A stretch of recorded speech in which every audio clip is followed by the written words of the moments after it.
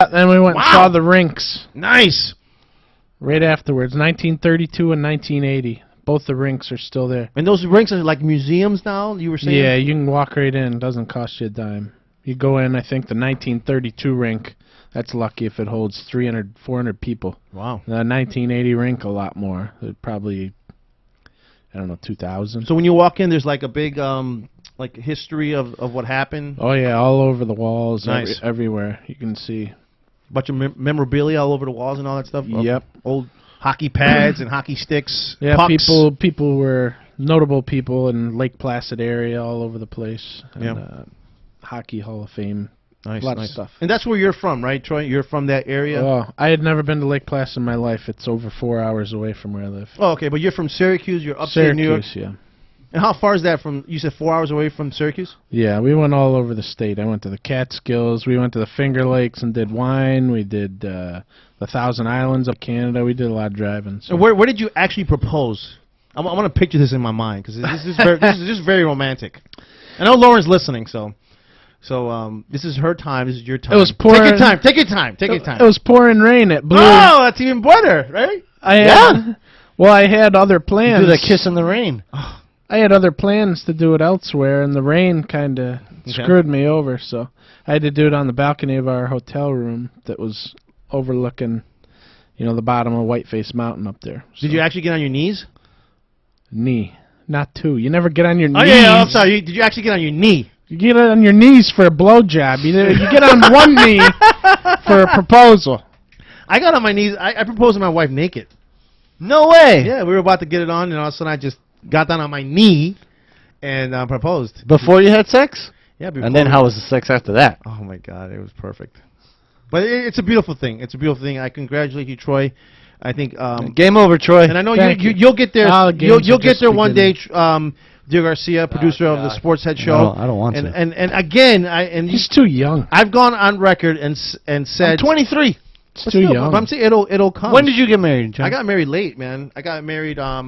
I've been married for, 12 years. I'm 43. So 31. Yeah, something like that. Well, Troy's is second, right? It is, but it's special, man. This is the better one. Well, we certainly hope so. But I'm saying, eventually you'll come to that part of your life where you have to get down on your knee, Troy, and propose. But I've gone on record before and said that a man is not complete until he's married. No way. I believe that. I honestly believe that. that. I think a man is not complete until he has kids. More so than married. Until he's a father. Yeah, but I like the marriage first and then have the kids. I just think father. What kids? No kids? Oh, kid.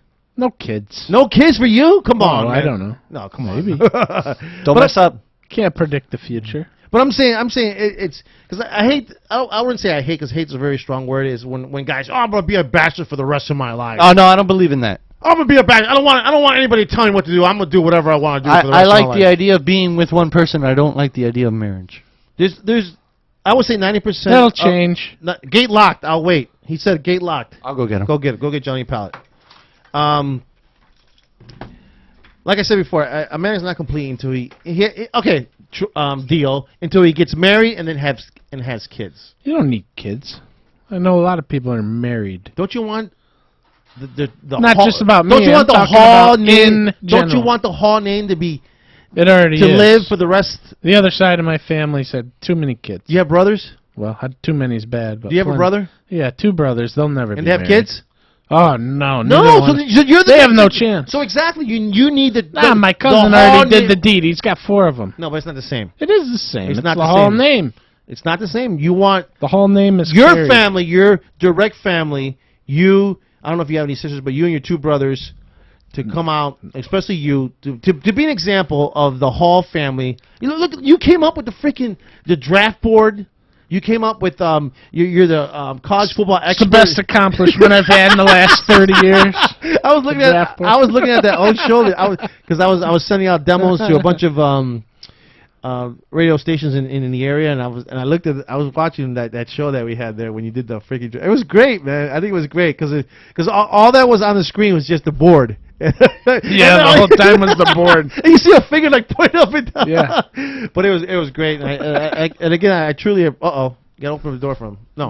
No. Johnny Pallett's in the house. We just started. Don't worry. Oh, you just started? Yeah. We just told our listeners that you were stuck on Lejeune Road and the 836. Was that true when you texted me you were stuck on Lejeune Road? Yeah, they had a light out. Whoa, give him a mic. Give him a mic. Is his mic on? Yes. Give him. Yeah, There go was ahead. a light out on Flagler and Lejeune, and everybody was trying to get. That only through there. happens in Miami. A little lightning and the lights go out. The traffic lights go out. No, it happened in Broward too. It happens in Broward too. Okay, hold on. It happened on the way over here. All right, put these on there, Johnny. Well, everybody was giving their proposal story palette. So what's yours? Proposal? yeah, he just proposed. Congratulate him. Oh, give him congratulations. Hand him applause. Thank you. Round of applause. It's all over for Troy. No. He proposed very Just beginning. romantically at the Adirondack. How do you pronounce that? The Adirondacks. You did it right the first 2 times. I'm little. The Adirondack Mountains. Yep. In upstate New York, and he proposed, and he's gonna get married. He doesn't know when he's gonna get married, but he's gonna get married soon. Wow. Where did you propose to your beautiful wife? San Francisco. Whoa! On the Golden Gate Bridge? No, not quite that romantic. Pulled In over the on the Castro bridge. district. Did you get down on one knee, or you got down on Oh, both of course. knees, plural, I or was it think- one knee? No, one knee. One knee. Yeah. Troy corrected me. I said knees in the beginning because I told the guys that I proposed when I was naked when I proposed to my Oh, wife. you were naked. Yeah, because we were about to get busy. But let's get to you.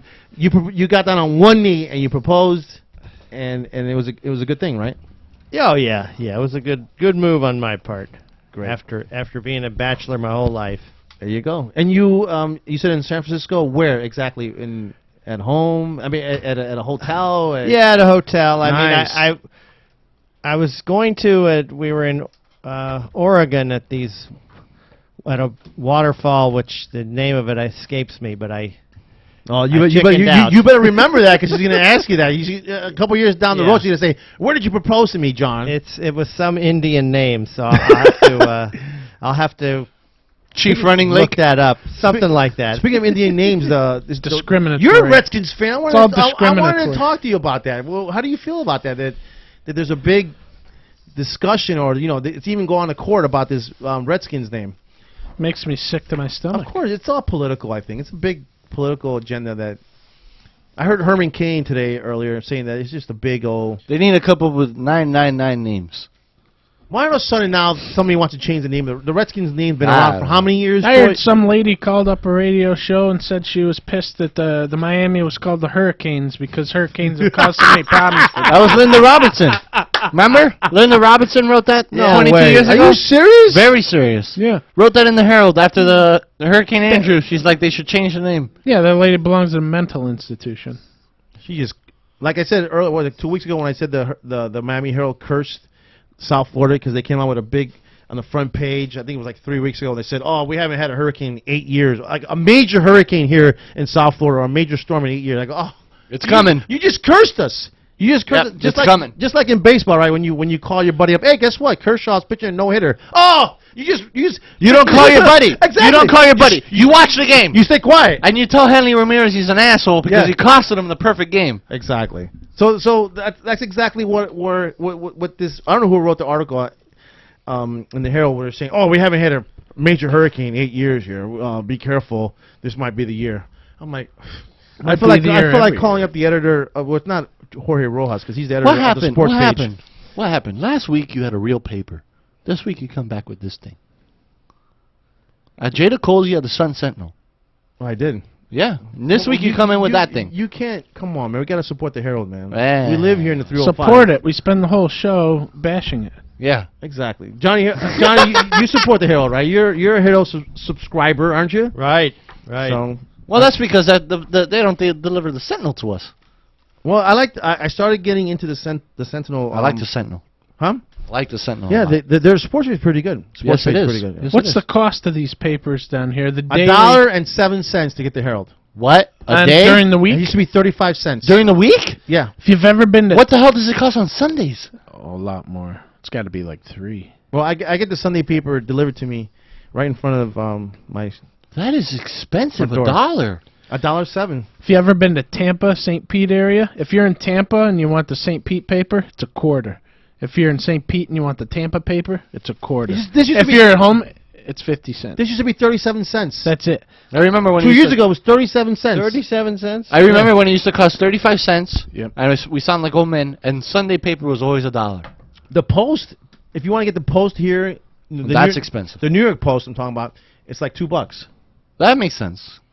But the Sentinel should, if they wanted to wreak some havoc, they should make it cheaper in Dade Well, the County Sentinel- for the Sentinel. Sentinel messed So up. it's cheaper than Herald. Yeah, Then Sentinel people messed get up. it. They make you pay online. $1.07 is too much, I think. Same thing if you're selling the Herald up in Fort Broward. Lauderdale. Yeah. Maybe you But ought to reduce it to 50 The cents. golf section in the Sun Sentinel is very nice. It's very informative. Speaking of golf. You get a lot of promotion. Oh, speaking of golf, yeah, we'll get to you. And Johnny Pallett's here finally. He decided to go to the Marlins game last week instead of go to Indian Creek and play golf with his student here. Troy Hall was too busy proposing. I was on a plane. And Troy Hall was proposing, but we had a good time, didn't we? Oh, we had a great Hey, time. You have something here. He's got talent. He's got talent. I parred on He hole parred number 3. a par 5, one of the hardest par 5s on the course. Where there was bunkers on the right side. He hit a driver right down the pipe, and I told him hit the 5-wood right, and then you Yep. he hit a iron and hit the front of the green and rolled up, and he In had like, between 2 bunkers. Right between 2 bunkers? In between the 2 bunkers, there's only a little bit of room, and he I hit- got it right over. He had a 10-foot putt for birdie. No, it wasn't that small. It was a little longer than that.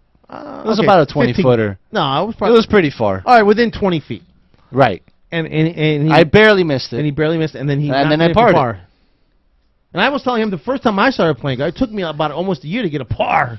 That was my first time out. And this guy's been how long has he been practicing with you? How long? He's probably had 6 lessons. No, more than that. You've had more lessons than It's that? like 4 months worth of lessons. I've gone out a lot of Saturdays and Sundays. A lot. Well, so if it's 4 months, that's 16 lessons. Well, I give or take, I miss a few times, so maybe 10. Because I've missed a few weeks. And we So all 10 know lessons. Yeah, he's we, missed a few. We all know who listen to the show that Johnny Pallett is a PGA golf instructor for how many years again? Over 20 for years, right? 30 years. For This is 30 my years. 30th year. So Dio Garcia, the producer of our show, is John Pallett's student, and it's called the John Pallett Experience. How was it? We're doing the Hank Haney Experience. Was that? yeah for the- Dio. So it's The a Dio John- project. So the project. So it's the John Pallett project. So you had about 16 lessons or less than that, whatever. Around Probably there. about 10. Right. And he went out there. I sent you a picture of his setup. It's really nice. We got to work with his wardrobe and he needs golf shoes. What do you mean the These wardrobe? golf shoes? I wore nice Why clothes. don't you wear the PGA shirt that he got you from the PGA show? I wore my my goofy golf shirt. It has Goofy on it, and it's him in golf gear He's at Indian Creek Country Club, the fifth, Wearing with a goof giant troop? beard. 19th ranked in the country. Is that right? No, stay. 15th in the state. 15th in the With a state. giant beard. And this guy shows up looking like Osama bin Laden with a With a freaking giant beard. I'm With a player. goofy, goof troop T-shirt. And he has like a freaking Irish hat on. What was it I called? had a Carlsberg English beer hat on because my hair was out of control. Why weren't you wearing the shirt that Johnny Pallett got you at the golf I don't know. It was the one. PGA show. PGA show. It was the one that was out, and I was in a rush. Okay. And he was sweating his balls off. Well, we were both Did sweating. you go to the range? No, Nope. straight out of to the course? straight to the tee. I didn't even warm up. Whoa. Just straight to the tee. Boom. My first shot of the day was terrible Yeah, it was terrible. We couldn't because we find- didn't warm up. it went straight right. But the somewhere. second hole was that par. Yep. And No, then that was third all- hole. No, we started on 2. Yeah, we skipped 'Cause one we had a because member on we the first hole. were somebody was She behind. us. jumped ahead of someone. See, we Yeah, jumped- yeah, well, we kind of like from the range we snuck over. Yeah. So he started on 2. We saw a member was coming, so we and then we he was standing, Members shouldn't he be was out standing, there. He was standing too far away from the ball. Which- so I told him to get a little closer.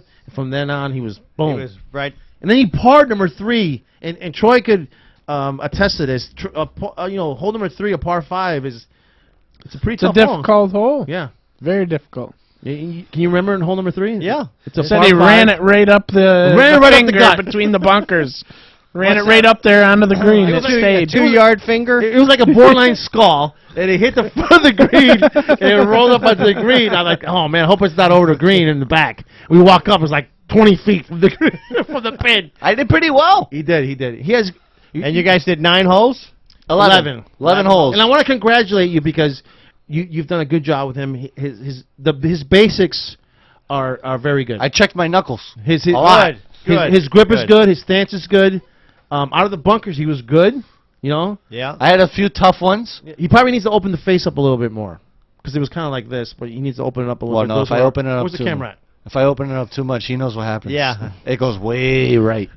But usually for beginner intermediates, you don't want to open it up too much. Yeah, That's for more okay, skilled. okay. You're the golf instructor. But Yeah. closer to the ball, I mean, I think some of it, the clubs might be a touch too short. He was but reaching for it, Yeah. and I told him to get a little closer, and then he was striping it from there on.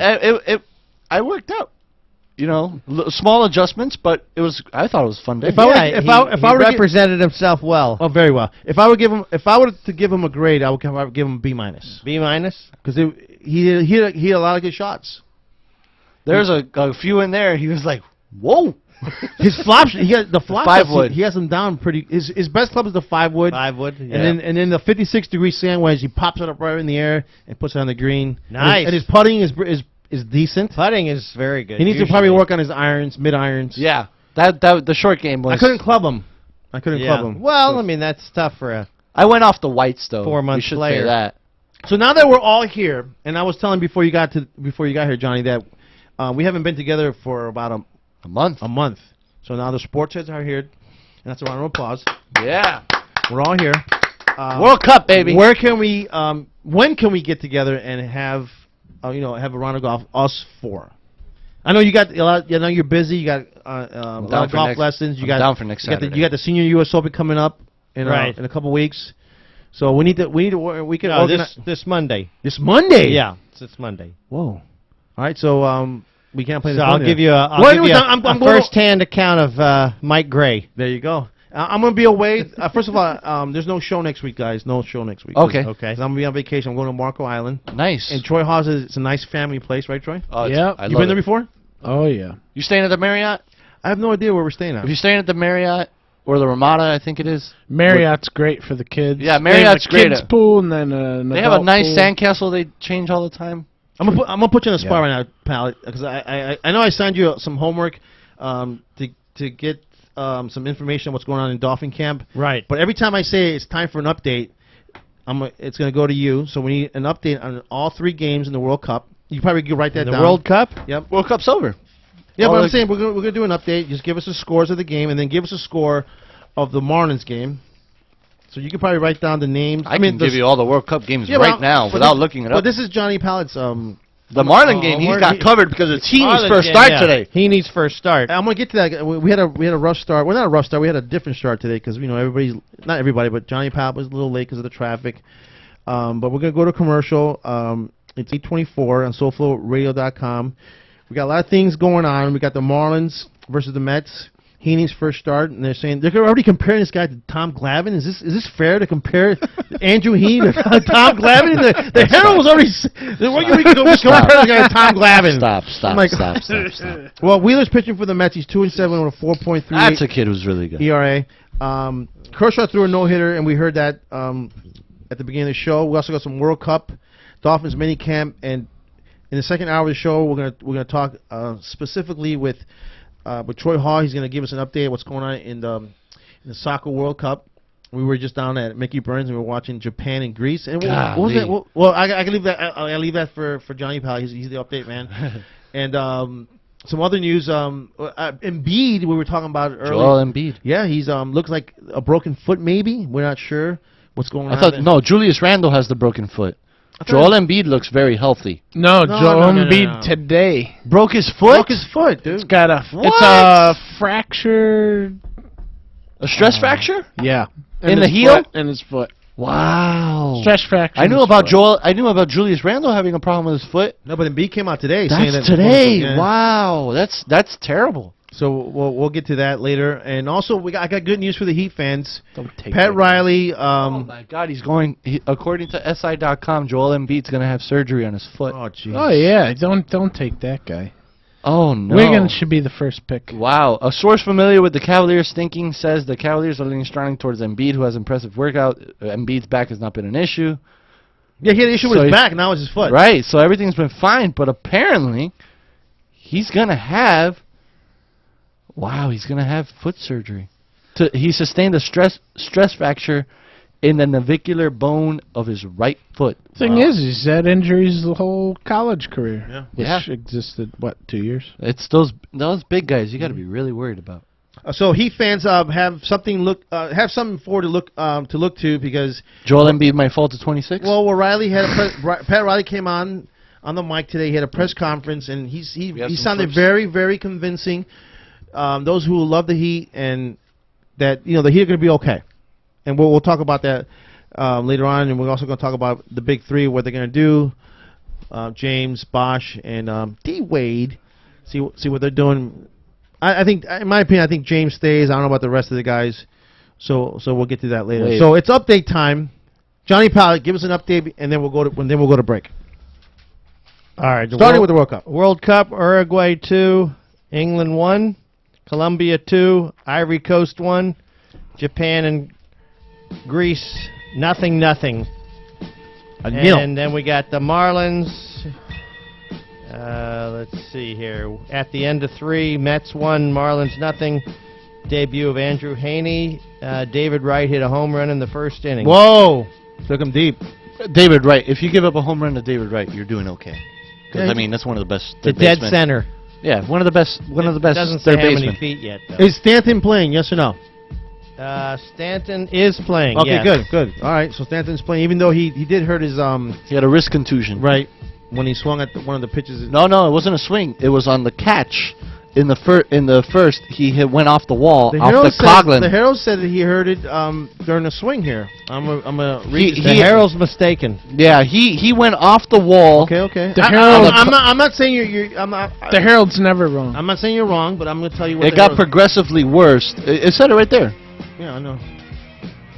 Let me see here. I don't want dead air. Somebody talk. It started from 3D there, so Okay. you might have to go to 3D. But no, he took a. Okay, Stan said the first discomfort he noticed was during his at bat in the first inning when he swung at a missed pitch by Arrieta's pitch. Right, because he had just hit the wall. Okay. He had hit the wall on a catch. Okay, And- but he still managed to put another ball over the fence. Yeah, tremendous blast yeah. to right center. So he has a sore wrist, but he's okay. So Yeah, he's okay. He's playing. Yeah, he had hit it, and then sometimes those when you hit your any muscle Yeah. or anything, it swells up after a little bit, and then when you start swinging, it gets worse, and that's what it seemed to happen as the game was going on. And then after he They struck took him out, and then they took him out because I'm at the game yesterday. I'm like, why'd they take out Stan? They move our Ozuna to right field. I go, why'd they take out Stan? and they brought in Reed Johnson. Yeah, and I said, oh man, what happened? And then then when I got home, I figured Found out. out, yeah. I found out what was going on. Okay. Could have texted me. I I was would have told you. I was about to get on Redmond really bad, but I guess he wanted to give Stan some rest there. No, Stanton was complaining after his strikeout. All right, Johnny Pet. So it's 1-0. What inning is it? After 3. After 3. All right. SoFloRadio.com is the website you need to log on to listen to us, the Sports Heads. Troy Hall's in the house. Second hour of the show, we'll talk World Cup. And Johnny Pallett, I don't know when we'll talk about some Dolphins, but we'll get to the Dolphins. Dio Garcia. Talking on the about ones and 11. twos. Are we going to talk about an 11-year-old being part of the Women's U.S. Open? Maybe. Keep it locked here, SoFloRadio.com. More of John Itch and the Sports Heads next. Okay, so just type the job website address here. That's it. Then you enter what job you're looking for there. Electrician. This is Peter. Recently, he got help going on the internet for the first time to look for a new job. Okay, then you just hit search and In the past, Peter's gotten work through people he knew, but he heard there were more jobs online. there we go. These are all for me? Uh-huh. Really? He had no idea just how many. I can't believe it. This one looks good. Peter is thinking the internet might be for him after all. And this is just one website. Wow. Why didn't I do this sooner? See what the internet can help you do at everyoneon.org or call 1-855-387-9166 to find a free training class near you. Brought to you by Connect to Compete and the Ad Council. When you're ready to actually lose weight safely and steadily while being monitored by a physician, the Weight Loss Clinic of Dr. Kim Jacobson is there for you. The family medicine practice was established by her father in 1956 and continues as a medical practice that now specializes in weight reduction. Dr. Kim Jacobson joined the practice 20 years ago as both a family medicine practitioner and weight loss specialist. The Weight Loss Clinic utilizes a combination of appetite suppression medication and vitamins to produce great results, usually 3 to 4 pounds per week for most patients. Now you can change your lifestyle while still enjoying your own food, just less of it. They offer a choice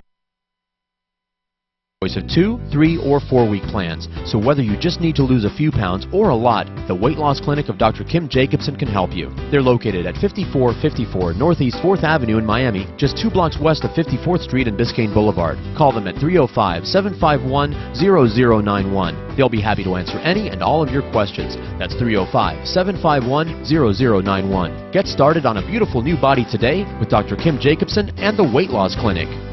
Are you thinking about getting your GED diploma? Well, here at the GED Pep Talk Center, we've got a number of pep talks that can motivate you. Sometimes things don't always turn out the way you want them to. You know that feeling? People look at you and don't believe in you. You want some gentle encouragement. Then you're on your way to your GED diploma and a better life. But I know they're probably just a little bit nervous. You can find it in yourself to take that first step. You can improve your future. You can do this. I know you can. You need to start pushing yourself. Now get your game face on and take the first step towards a better life. Hurry up! Don't make me repeat myself. Whatever level of motivation you need to get your GED diploma, we've got a pep talk that's right for you. Call 1-877-38-YOUR-GED or visit yourged.org for your pep talk and find free GED classes in your area. GED is a registered trademark of the American Council on Education, brought to you by Dollar General Literacy Foundation and the Ad Council. Return the favor. Return the favor. Return the favor. Return the favor. Return the favor with their debut release, Picture This. Featuring You Have My Attention. Go to facebook.com/return the favor. Picture This. Return the favor. Available on iTunes. Welcome to the Moses Love Hour, filled with friends, live music, and conscious living. Take some time and come on the adventures aboard Mission Control. From the I Love Yoga studios in Dania Beach, Florida, USA, streaming live Sunday nights from 9 to 10 on SoFloRadio.com. Now, back to John Edge and the Sports Heads. John Edge and the Sports Heads. On SoFloRadio.com. And there it is. During his 20 seasons with the San Diego Padres, Tony Gwynn broke records. A star for the ages for Tony Gwynn. With 3,141 hits during his Hall of Fame career, a lefty at the plate, Gwynn won 8 national batting titles and played in the Padres' only 2 World Series. Last week, he was signed to a 1-year contract extension as a baseball coach at San Diego State University. He had been on medical leave since March battling cancer. Tony Gwynn was 54 years old. Alex Stone, ABC News. Yeah. Se ha acabado la mierda. Drop a tech cut. Yo. Immortal technique disintegrates mics when I spit. I cause more casualties than sucking trade full to capacity. I bring tragedy to rap without my man Gaddafi. The government took Nazi scientists from Germany. 954-990-0036 is the number. Call in with your sports questions. We're going to be all over the place this evening. We got World Cup soccer to talk about, and we'll specifically talk about that in our second hour of the show with Troy Hall. We'll get to some Dolphin talk. Mini camp started. What was it? 2 days ago? Was it Monday? I think it all ends in 2 days, doesn't it? Yeah, but it started when Monday. I think it started Monday. Yeah, started Monday. We'll get to Johnny Pallett with that because he's I'm all over it. He's all over it. And but I wanted to not get it out of the way, but I really wanted to talk about this before we get to the soccer and the football.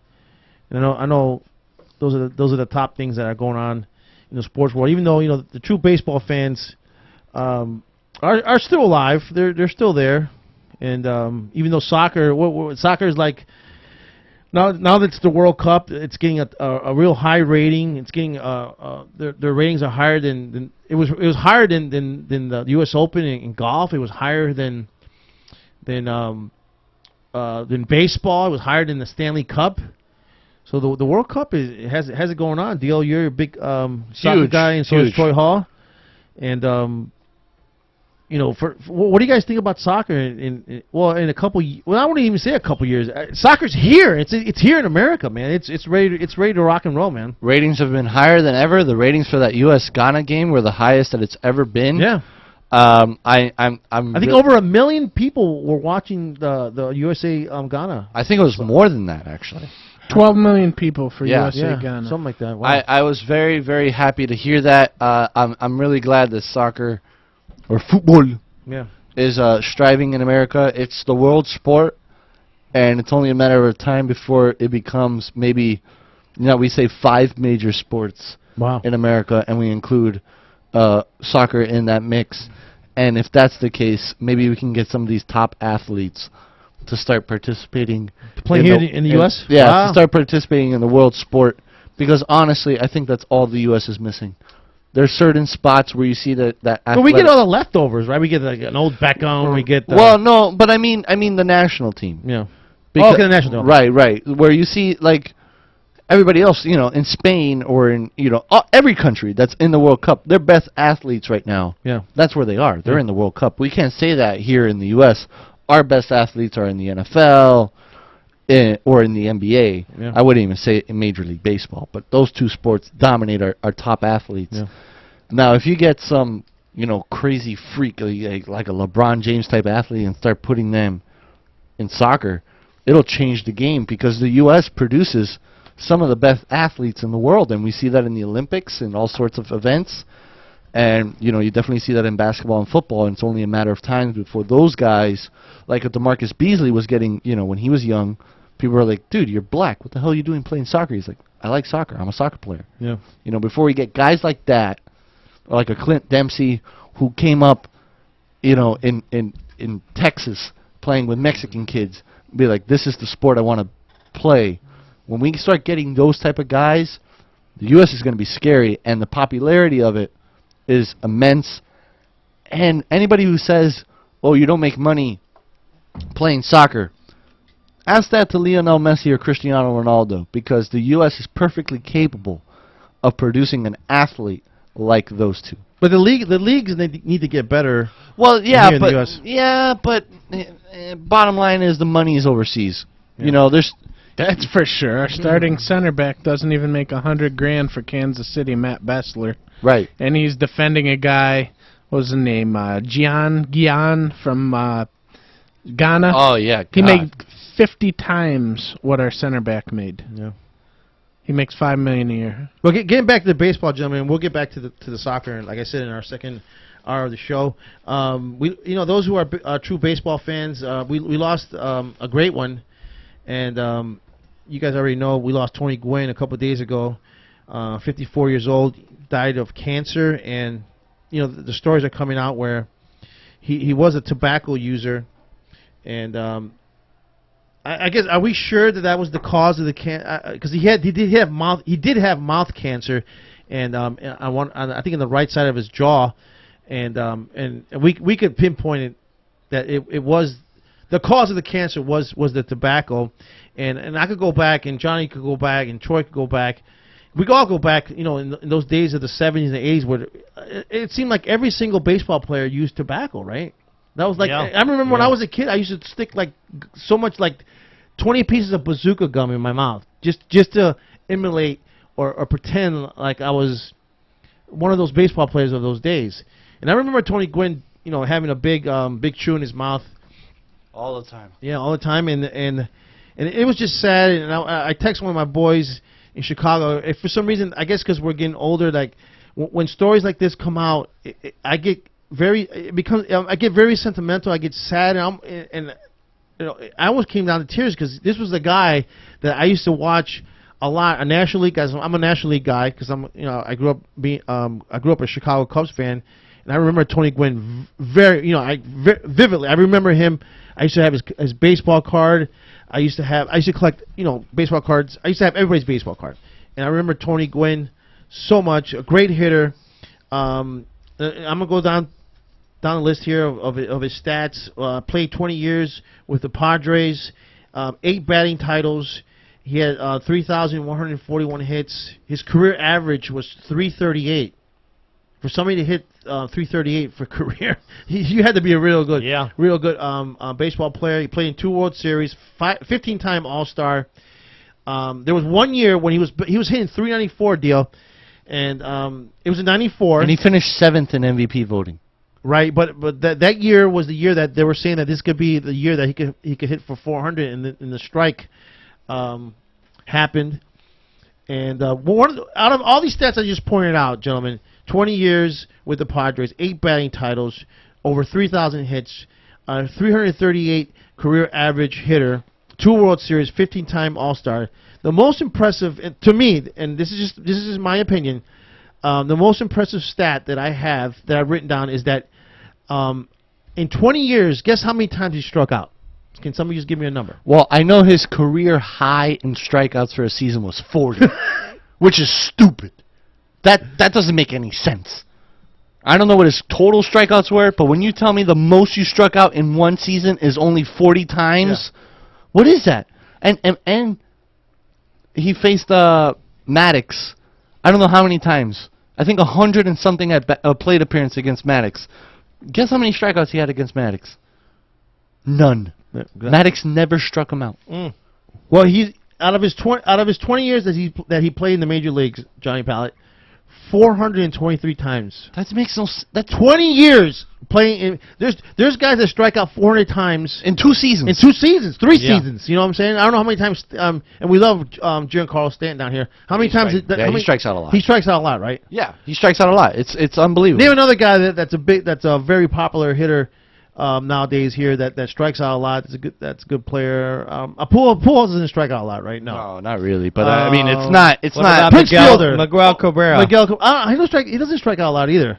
Okay, Let's say Miguel Cabrera doesn't strike out a lot, right? Right. Let's see what his most strikeouts in a season are, because I'm pretty sure they're not 40. So out of the 20 years that he played in the major leagues, Tony Gwynn, I'm talking about, the late great Tony Gwynn, who died at the age of 54. A couple of days ago, died of cancer, struck out 423 times in 20 years. Look, Miguel Cabrera, I mean, he's gotten a lot better. Right.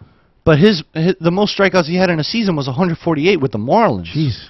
And with Detroit, it got better, but still, 107 with Detroit. 40! That's incredible. In the steroid era. Yeah. Where guys were all hopped up on juice. Well, he played before the steroid era, and then he played during the steroid era. But no matter what, he played. Yeah. 40 strikeouts. I can't think of a guy where that happened. Maybe Barry Bonds? That's a good one. Barry Bonds. Look up Barry Bonds. But I was hearing stories, Johnny, of if the game started at 7 o'clock, guess what time Tony Gwynn was at the ballpark practicing? Probably like 4. 1 o'clock. 1 o'clock? 1 o'clock. And he hit like thousands of shots to the opposite field every time. And check out this another impressive stat here. Well, I wouldn't consider a stat, but it's just a well, fact. let's get the Barry Bonds. Yeah. It was in Pittsburgh, so I'm not going to include when he was like... I won't include 21. Oh, let's say his 2001 season. He has 73 bombs, right? Yeah. That's impressive. 93 strikeouts. Still not 40. Yeah. That's just ridiculous. And what was his high? How many? His high was 102, but he was only 21 years old. He just got into the league. That was his rookie season. I never seen anybody hit a ball harder than Barry Bonds. And Giancarlo Stanton is very close to that. Yeah, Giancarlo's very... but Barry Bonds was just... the old Joe Robbie... what was it called back then? Was it called the Joe Robbie when the Marlins first started? Yeah. And then they changed the pro player.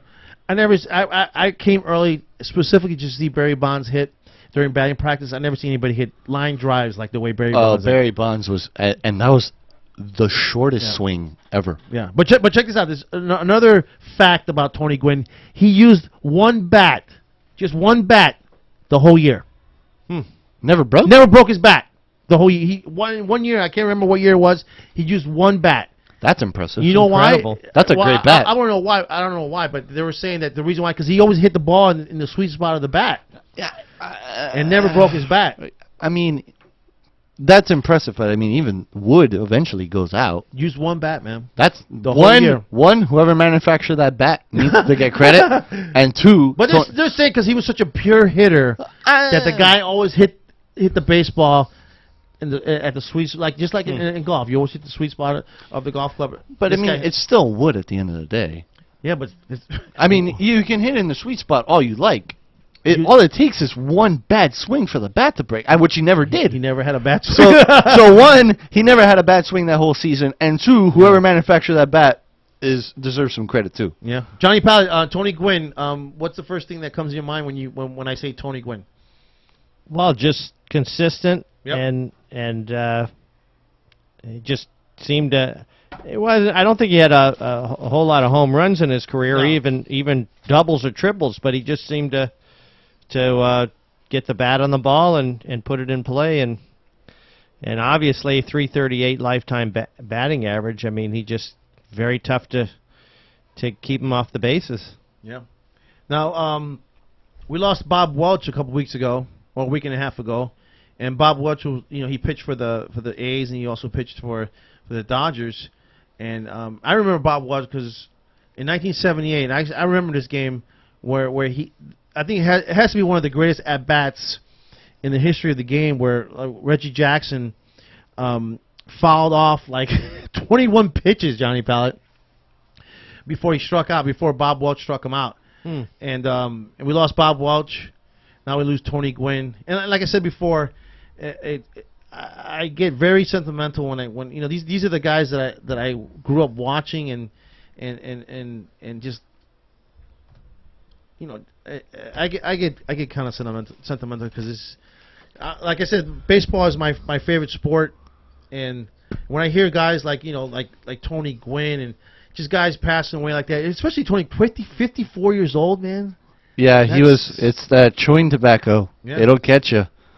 Salivary gland cancer, and not only was he a great player, but from all accounts, I don't think I've heard anybody else say this, but he was also a great man. Yes, he was. Exactly. His sons right now in the major leagues is a fantastic manager over at San Diego State. Tony Gwynn Jr. and also Chris Gwynn. Well, Chris Gwynn was his brother or was it his son? I'm not sure, but I know Strasburg is a product of Tony Gwynn at San Diego State. So, when they had that big Teddy Williams thing, when they had that thing during the All-Star game, they had some type of tribute to Teddy Williams. Like Tony Gwynn was one of the first guys was there to shake his hand. Yeah, shake his hand, and Tony Gwynn was just a standout guy, and like you said, Dio, he was a great man, and a lot of people in the golf world are saying baseball. In the baseball, not in the golf, in the baseball world, saying that that this guy it was just a loss that baseball. Yeah, it's tough to take. Yeah, I mean, it's just one of those that it's not like. I mean, I hate to say this. This is going to be rude, but when A-Rod passes, it's going to be one of those things where people are going to look back and talk about the steroid scandal, the this, the that, and the other. When they look back on Gwynn, it's just a lifetime of great play and just the nicest guy. By all accounts, sit with you, talk baseball. Yeah. I mean, he was a coach. A manager, whatever. I mean, and a manager at San Diego State got his team to College Baseball World Series, and Strasburg went and played there, and I think Strasburg would probably tell you he was probably better a pitcher than he, because he did that. Yeah. And sad loss because the thing we all remember about Tony Gwynn was what? He was smiling all the time, smiling and hitting. Pitchers weren't smiling very much when they faced him. All right, so rest in peace, Tony Gwynn. The Marlins, they start a series with the New York Mets. It's a 4-game series. They start tonight. Wheeler's on the mound versus the Phenom, Andrew Heaney. And we'll get to the update right before we go to break. But the Marlins, started their homestand with the Pirates. They went 1-2, right? Is that correct? They won one game out of. They lost 2, right? Is that right? Correct. Yeah. And then they went played 1-2 against the freaking Cubs. Cubs. Yep. And I went to the game yesterday. I almost got kicked out of the stadium, Johnny Pollock. Why? I was barking at the left fielder. He was feeling courageous. So I was just having fun. There was nobody there. It was just a bunch of kids there from like Dade County Parks, and I just felt bad for the Marlins because nobody was paying attention. The ump was made some bad calls, or you just? I just felt like saying something. I wanted to get my anger out of me, but other than that, what you think about the moves that the Marlins made? And we already know that Chris Yelich is in the 15-day disabled list with a bad back. Wolf and Sloy, 2 guys that you don't like, were demoted. What does it mean designated for assignment? Waived. Released. Yeah, so that means other teams can pick them up. Well, here's what happens when you're designated for assignment. Right. If nobody picks you up, you're basically placed on waivers. But if nobody picks you up, then you could play for the AAA team, which happened with Randy Wolf. And then he decided, I'm not going to play for no AAA team. I'm going to become a free agent. Good luck with that, Randy. Nobody's going to sign you. Yeah, nobody's going to sign you. But somebody might sign Slowy. He's a young guy. Slowy's terrible. I know. You text me a couple days. Slowy sucks. But Jacob Turner is a guy that was in the starting rotation. Now they moved into the bullpen. He's terrible, too. Well, I think. Go ahead. What were you going to say? Well, the problem, and Dio knows this too, that Turner's out of options, so you can't send him back to AAA. Right.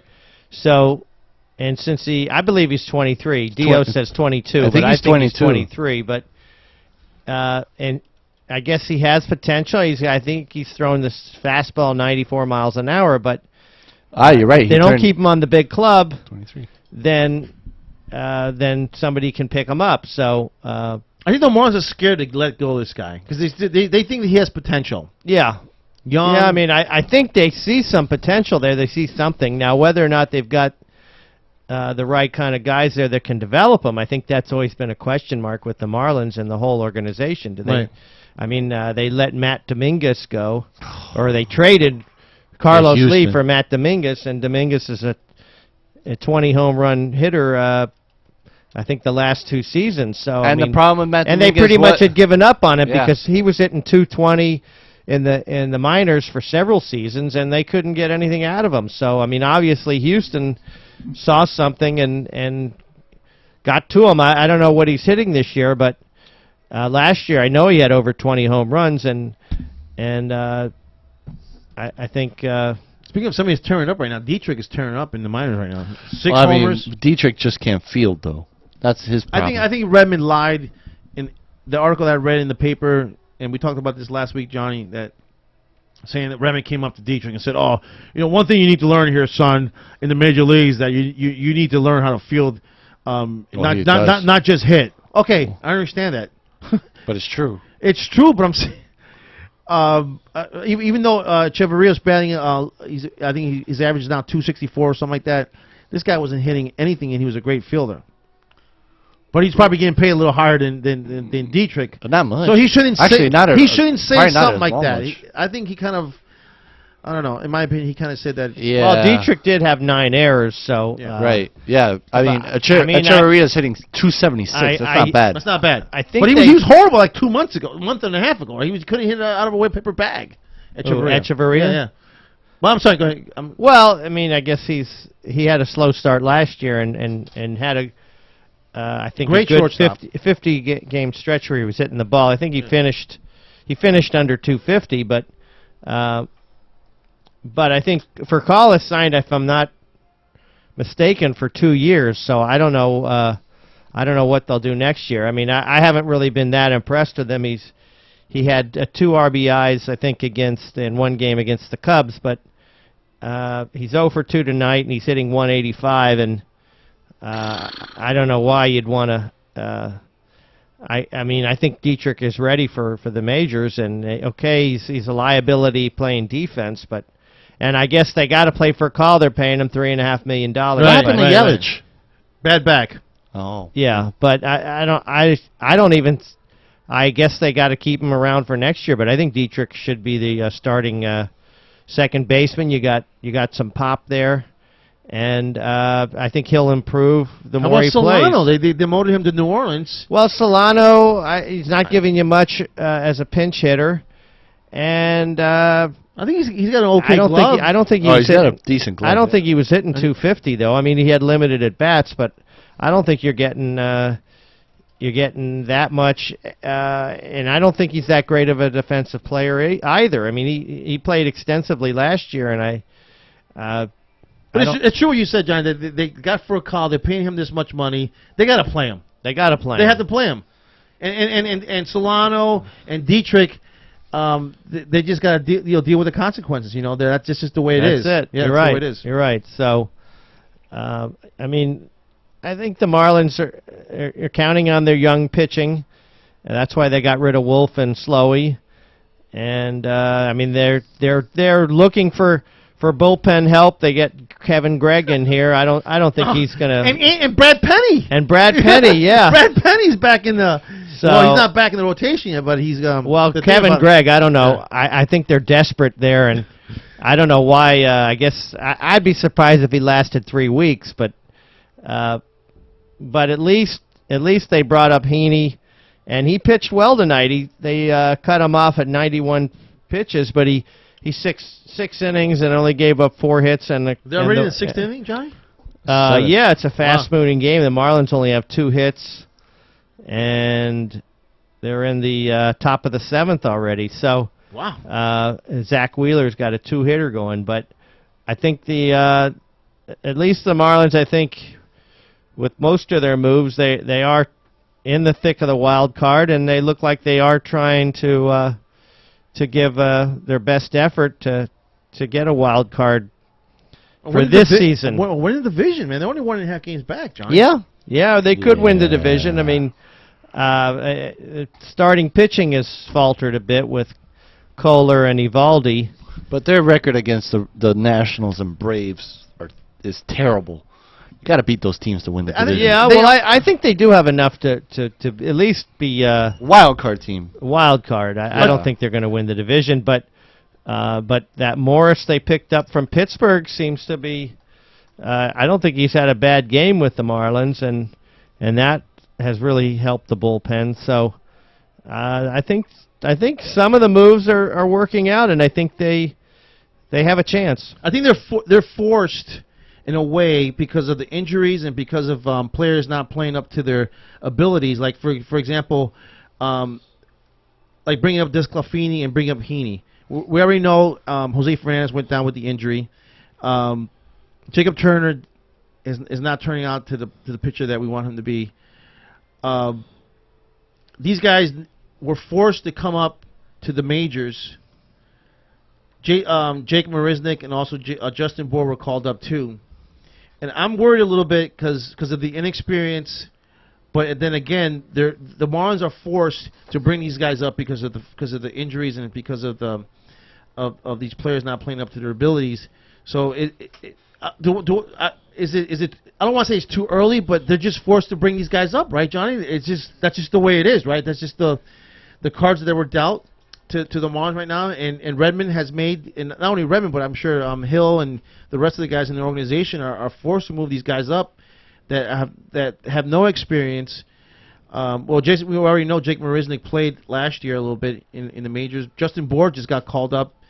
He looks like a pretty good hitter. I haven't seen him play first base yet because of Garrett Jones. Right, he's just DH or pinch hit. But I think this Lafini showed me something yesterday. Yeah. Well, I think all the lower payroll teams are pretty much in the same boat where you're not paying much for veteran players, or you're not paying for the high priced ball players that have proven themselves. They're basically getting guys at the end of their career to pay a couple of $1 million.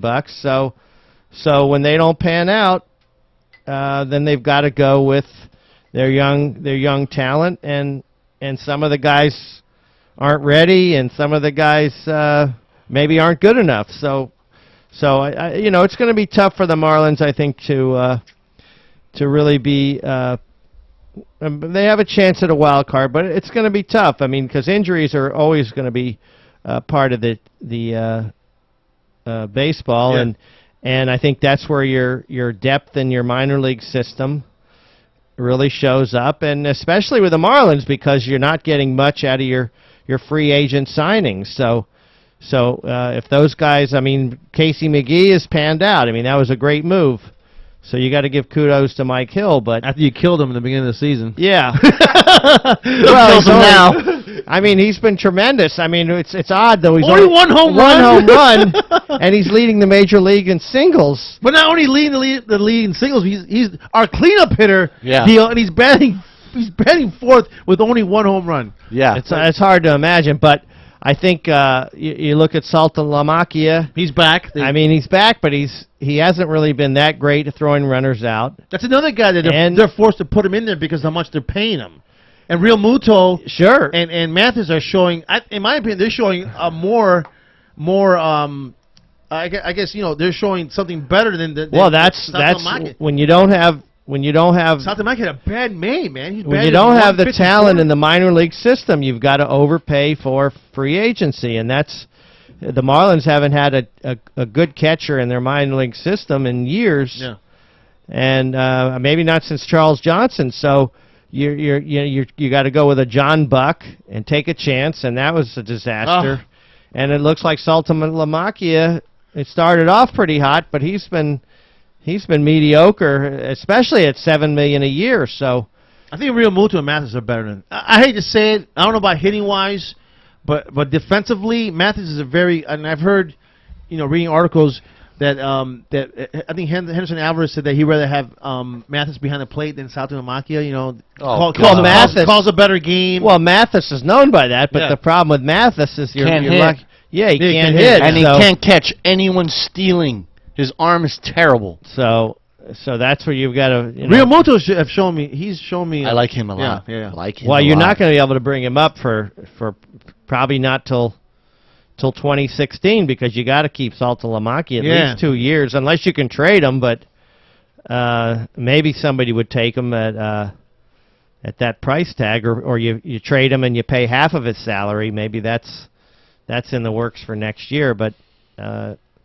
so I think the small market teams are always going to be in that dilemma where you want to bring your talent up because especially if your veteran players don't pan out. So it's hard to win consistently with that formula, and of course that's why I think another reason why everybody's so upset with Jeffrey Luria, because even with a beautiful ballpark, he has really been still at the bottom tier of free agent spending, and it's just very hard to be competitive. I mean, I guess he thinks they're the Oakland Athletics, and or some of the other, maybe Tampa Bay, who's really struggled this year, but there's very few teams with a low payroll that can be really be competitive. All right, Johnny, update time. Give us an update, and we'll go to commercial. Okay. World Cup. Uruguay today. Uruguay 2. England 1. Colombia 2. Ivory Coast 1. And Japan and Greece 0-0. And the Marlins score in the bottom of the 7th. It's still 1-0 Mets. And Andrew Heaney pitched 6 innings and only gave up 4 hits and 1 run. So not bad. That's very good for his major league debut. I don't think anybody will sneer at that performance. Is he Tom Glavine or what? Well, I guess that we'll have to wait a few years for that. And also, let's see here. I got the pitching for tomorrow. Where'd it go? Who's pitching tomorrow here? Kohler? No, I had it here somewhere. I think it's Kohler. Is it Kohler? No, I think Kohler's pitching. I forgot. I think it's Kohler tomorrow. Is it Kohler? Pretty sure. Don't know who's pitching for the Mets, but I know it's Kohler. All right, we'll get to that when we come back. All right, SoFloRadio.com. When we come back, we'll do some World Cup soccer, and then we'll end the show with some Dolphin talk. So 954-990-0036 is the number to call. with your sports questions. All right, keep it locked. We'll be right back after these short messages. More of John Etch and the Sports Heads next. Pizza Loft. If you wanna go Italian and see Jeff Cohen's ponytail, you'll have great Italian food that's made by a Jew who has lovely painted nails. Hey, Donnie, how long we been on this deserted island? A long time, Lonnie. So long I'm starting to fantasize about food. Yeah, food from the pizza I loft. sure could go for one of their gourmet pizzas right about now. Well, lasagna bubbling with cheese and oozing with tomato sauce. Stop it. You're making me think of their great manicotti and sensational Italian sandwiches. Yeah, but there's nothing to eat here unless you want to gnaw on this old lamp that washed up on shore. Speak to me, guys. What can I do for you? Hey, look, Donnie, a genie. I'm no genie. I'm Jeff Cohen from the Pizza Loft. Well, Lonnie, all our dreams are coming true. Okay. How about some great homemade pasta or calzone and lots of that homemade Italian garlic bread? Pizza Loft does catering, Lonnie. They can cater this whole Hey, island. wait a minute, Donnie. We only get 3 wishes, don't we? Oh, no. At Pizza Loft, your every wish is my command. Then how about $1 million? A dozen babes. A way to get us off this stinking island. Sorry, guys. I only do Italian. For lunch, for dinner, for office or home catering. Step up to flavor. Step up to Pizza Loft. You're struggling with your mortgage. You think about it. You don't do anything but think about it. What are we going to do if we lose the house? Where are we going to go? At work. I can't let anybody find out. I'm so embarrassed. At dinner. How can I tell the kids? It's going to wreck their lives. And at 3 o'clock in the morning. I don't know what to do. I don't know how to get through this. What's going to happen to us? It's time to stop thinking. It's time to start dialing. Call 1-888-995-HOPE for a free government program that offers expert one-on-one advice about your mortgage options. I'm all alone. No, you're not. We've helped over 1 million homeowners, and we want to help you. And now there are more ways to help. Call 1-888-995-HOPE or visit makinghomeaffordable.gov. Brought to you by the U.S. Treasury, HUD, and the Ad Council. Okay, so just type the job website address here. That's it. Then you enter what job you're looking for there. Electrician. This is Peter. Recently, he got help going on the internet for the first time to look for a new job. Okay, then you just hit search and... In the past, Peter's gotten work through people he knew, but he heard there were more jobs online. there we go. These are all for me? Uh-huh. Really? He had no idea just how many. I can't believe it. This one looks good. Peter is thinking the internet might be for him after all. And this is just one website. Wow. Why didn't I do this sooner? See what the internet can help you do at everyoneon.org or call 1-855-387-9166 to find a free training class near you. Brought to you by Connect to Compete and the Ad Council. Say, remember when radio was fun? Now it's dead. Because deregulation has allowed one massive corporation to spread its tentacles like a giant octopus, absorbing radio stations around the globe. And that's why you hear this.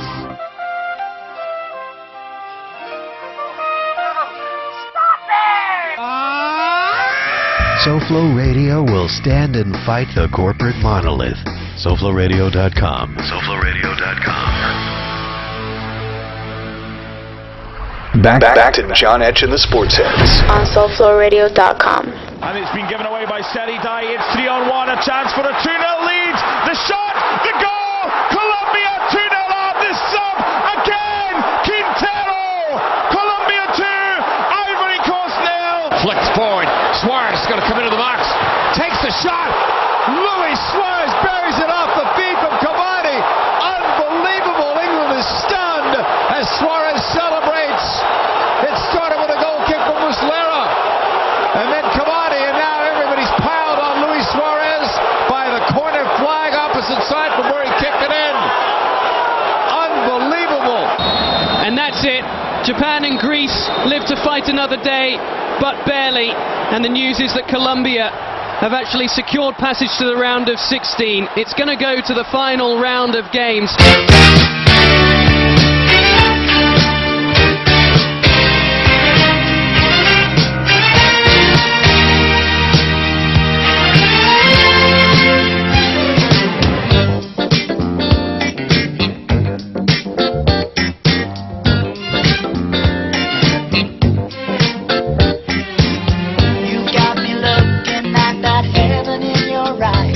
I was chasing your direction. I was telling you no lies, and I was loving you.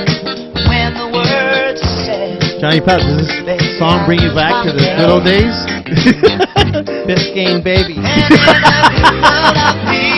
That was a nightclub in Coconut Grove across from Biscayne Baby? Biscayne Baby, yeah.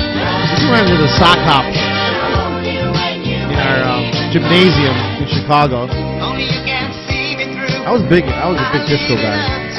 Troy, were you too? Were you a big disco guy, Troy? No. That was before me. Come on. Disco? We just had an argument that you were you're just as old as me earlier, Mickey Burns. No, I said close. Sports. You're 37. Sports-wise. Well, music-wise. Where were you when disco first came out? I wasn't even...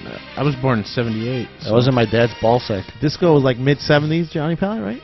Somewhere on there? To the late 70s? Yeah, I was late to that party. But before we get to the soccer, and we just heard a bunch of highlights there on what's going on in the World Cup, I do want to get to the golf. Just real quick, Johnny Pallet, the golf U.S. Open. Keimer wins the U.S. Open. But more importantly, Compton, one of our own, down here from Miami, second place. Yeah. I mean, an incredible performance. He practices out at Mel Reese. Mm-hmm. Really? Takes lessons from Charlie DeLuca, senior and junior. He's got plays at it with Deering Bay. Represents Deering Bay, but I don't think he plays there much. He just loves to come over to Mel Reese. He was at the Creek last week, right before he went to the U.S. Oh, Open. really? Yeah. He was a guest of Mr. Danluck. He's a member at Indian Creek. And Mr. Danluck has a house on the 5th hole at Pinehurst. Oh, at Pinehurst. And Compton stayed at his house. Ah. So, and we all know the story. Wonder how we did on our picks. I don't think very good. Oh, we'll have to I had check Jason that. Day. I think we were both. Jason Day make the cut. Jason Day was Jason good. Day I think he finished +3. Oh, really? Yeah, he finished 4th. But Dio and I took Bubba. Oh, and that just knocked us out of the. Yeah, I had out of the ballpark. Let's see what I have here. But and I explained this to, I forgot who I explained this to, but we all here love the game of golf, and golf took a very big hit during these U.S. Open because there was, number one, first of all, because Tiger Woods was not playing. Number two, because Keimer just ran away with the tournament. There was not really anybody that really came close to Martin Keimer to at least compete against him. The change of the golf course, we're all used to seeing Pinehurst as a golf course that with the rough. Now it has no rough. It has all and Troy, please help me. Native areas. What's that stuff? Yeah, what's that stuff?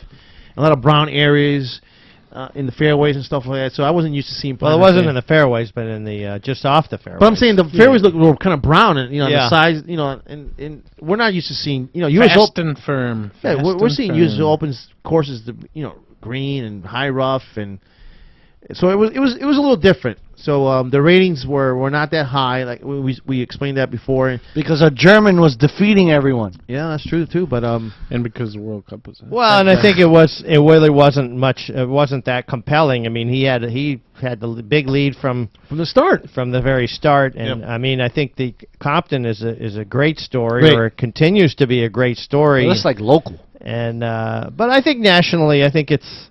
I mean, I know they had a segment on the Today Show, and I don't think that many. I mean, I'm sure even the less than the casual golf fan would even know about it. Eric Compton, where he's on his third heart, and so they had a segment on it. So I think that still is a heartwarming story and an incredible story. I mean, here's a guy that pretty much was on his deathbed twice, and just has the guts and the natural God-given ability to be an amazing golfer.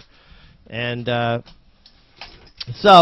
but certainly without Tiger Woods, I mean, golf takes a big hit. Yeah.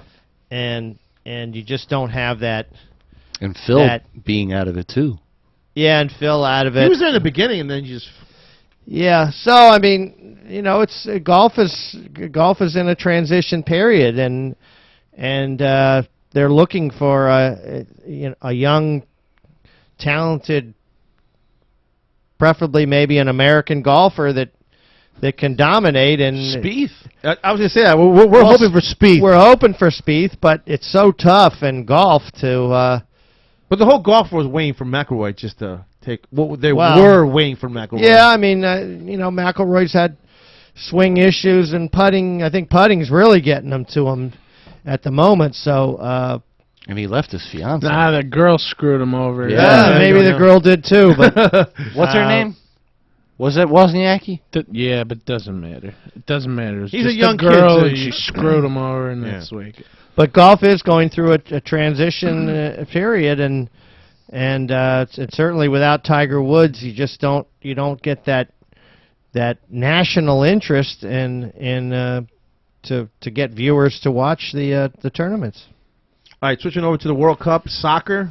Woo! FIFA World Cup. 954-990-0036 is the number. If you want to call into the show here at SoulFlowRadio.com. There's 3 games going on, or 3 games that went on today. The first game was Colombia and Ivory Coast. Colombia won 2-1. And the second game was Uruguay and England. Uruguay wins 2-1. And in the last game, we were watching Mickey Burns. Japan played Greece to a 0-0 tie. No excuses for Japan not winning that game. Exactly. Se comieron muchos goles. I'm sorry, I need to translate that. They missed a lot of goals. They missed a lot of goals. Hop on. Exactly. I mean, and Greece was playing with 10 men the entire second half, and Japan still couldn't score. Exactly. They shouldn't have been done. So I'm proud to. No, it was a bad call. And I'm proud to present this because this is part of the segment because not only Troy is an expert in college basketball and college football and NFL, but this guy's an expert in World Cup soccer too. Jesus. So he and Troy have been texting each other back and forth all World Cup. And this is the reason why he's on the show, because he's just he doesn't like baseball. And he took his headphones off when we were talking baseball, and he was like on his phone texting Lauren and saying, "It's okay, like, Troy. This is a boring Troy segment can't of be the an show." expert. He can't be an expert in every subject." Hey, I know the rules, I know the players, and I keep track of the stats and the standings. You but could have said something about Tony Gwynn. Hey, that was back in my day. I collected the baseball cards just like you. I have his rookie Why card. didn't you say anything? You took the headphones off. You put the microphone to the side. Because it's just not. You could have said something about Tony Gwynn, the late Tony Gwynn. Well, he's great, and I think he's underrated because, you know why? Back then, people like him and Wade Boggs never got credit because they didn't hit home runs. Yeah. So nobody loved them as much as they loved those sluggers. Everyone was all about Mark why? McGuire. I'm gonna tell you. You know why? Give me a break. You know why? I'm gonna tell you. I mean, this is because you're an American League guy. American League is all about hitting home runs. Big hits. It all is. National League is about... Wade Boggs was American League. That's what I'm saying. Well, okay, that's an exception. Well, he doesn't get McGuire treatment. Yeah, but were you a fan of Wade Boggs? Oh, I hope Boston burns to the ground. There you go. But that just... It seems like people they like the home runs, and that's it. Tony Gwynn, he slapped it between second and third every single time. Great hitter. Obviously, like you guys said it all. I didn't need to add anything. You guys have spent an awful long time on that. Group A of the World Cup, Brazil, Mexico, Croatia, and Cameroon. Dummies. Cameroon, we saw they lost 4-0 yesterday. Out of the World Cup. They're the worst team in the World Cup. Is like Taylor Twellman said. Goals against 5 goals against those guys. Wow. There's a stat they've had 7 red cards in 19 World Cup matches since 1990. It's stupid. That just tells you about the mindset of these people. So you cannot get a red card in a match. Yeah. Period. Unless it's a goal-scoring opportunity. And you're trying to take it away. The game is tied or you're down 1 maybe. Yeah, something. I mean, you can't do it. You can't get a red card under any circumstance. You can't punch a guy in the back. For no reason. Yeah. No reason. None. So no reason. Troy, it was as a tomahawk elbow. Oh, God, it was terrible. So the 3 teams that are alive in that group, in Group A, you got Brazil, Mexico, and Croatia. And we all know that Croatia's playing Mexico and Brazil's playing Cameroon. Winner goes. So first of all, what did you think of the Brazil-Mexico game? That was yesterday. Thought it was a really good game. I thought two things. I thought the Mexican keeper played a great game. Guillermo I Ochoa. thought Yeah. also, though, Brazil didn't do as good a job as they could have done at finishing plays. They put a lot in reach of the keeper, and the keeper made the plays. But Mexico went right at them. They weren't intimidated by any means at all. And it surprised me quite a bit. So Mexico gets in if they tie or win. Yes. Over Croatia. Yes. Right. The Croats are tough, and they got screwed in the first game against Brazil, in my opinion. There's no way the refs were going to let that game be a loss for Brazil. Yeah. Who knows what would have happened if that were to be the case. So what do you think about that game, Mexico-Croatia? Honestly, I think Croatia's going to beat them. Me too. I think Croatia's the better team. I think Mexico's... They squeaked into this cup, but I think they... they came ready to play. They're fighting. I don't think they're as talented as Croatia. I don't think they're as good. I think Croatia gets in if they win. Brazil gets, Brazil most likely they're in against. Hey, they'll Brazil beat drew. Come on, they could beat Cameroon. They should beat Cameroon. Croatia put five goals, or was it 4 or 5 goals? Croatia was also without their best player against Brazil. Yeah, I mean Mario Mandzukic. Brazil. This is not the best Brazil team we've seen.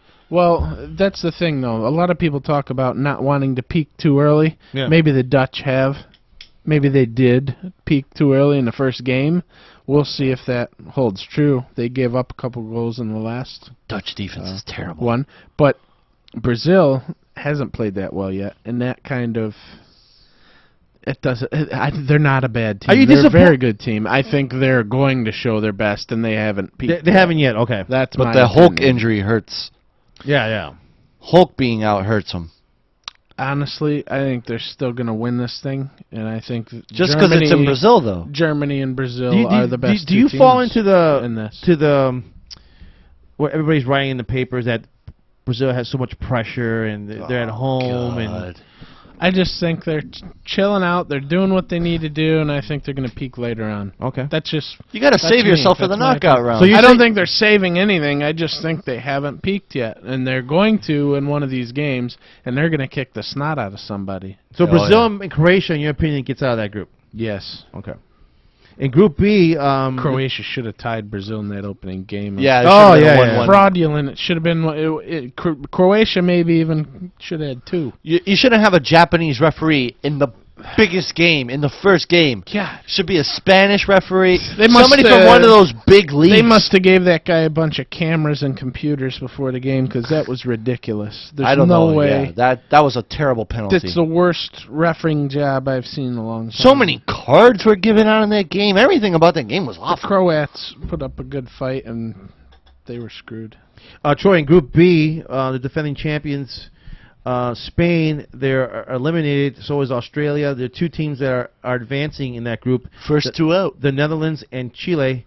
What do you see in those 2 teams, the Dutch and the Chileans? I think they're similar. I think offense is their strength. Chile, what a surprise today, 2-0. Yeah, over the Spaniards. Chile's defense is good, though. Nobody expected Spain to go 0-2 and be outscored 7-1. They just won the last World Cup. I think maybe Spain came in with the wrong plan. I would think they came in with 16 of the 23 players were on the World Cup roster 4 years ago. A lot of them are older. A lot of them are 30 and up. Mm-hmm. You're playing this in extreme humidity, high heat, middle of a rainforest. Altitude, some places. And they're getting gassed. They got run off the field against the Dutch. They got down 1, and they didn't know what to do. What do you think of Spain defending champions? And they were up 1. They're up 1-0 in that game. They were up 1-0, and then they gave up 5 straight. 5 straight goals. Once they got down, they were shell shocked, and just run off the field. I think you're going to need some guys who are younger and fit to win this cup. And they benched a lot of. It's There was a draining. lot of questionable. A lot of people don't realize that this sport's a lot different than the American sports. This isn't. You can't sit your fat ass on a pitcher's mound or have 6 timeouts like a basketball game or a million TV timeouts like football. This is 90 straight minutes in extreme conditions, and you saw what it did actually to the American team in the first game. Oh, we God. had some cramping issues, so They were gassed. to me, you want to play your younger, fitter players. What's your opinion Spain? What was your opinion on Spain just being limited? Just a Yeah, lot of people saying I too think old. they chose the wrong. Yeah, I think they chose the wrong guys. Yeah. You got older guys, and they're not as fit. That's the way it's going to be. It's the way it always is. It's just the body. I mean, people you see in a sport like tennis. How often do you see tennis players that get into their 30s and are still dominant? It just doesn't happen. It's the way the sport works. It's too much running. It's too much at once. There's no break in these games. And if you do need a break, you're going to get taken advantage of. If you take shortcuts and you try to not make a run here, or maybe not track a guy on defense once and try to save some energy, you're going to get beat. So Spain, I think, definitely should have probably brought some younger guys with them, and they're going home early. And the margin for error is much less in the World Cup than it would be when you're playing for a club team. Because when you play on your club team, you have basically one of the top guys in the world at every position.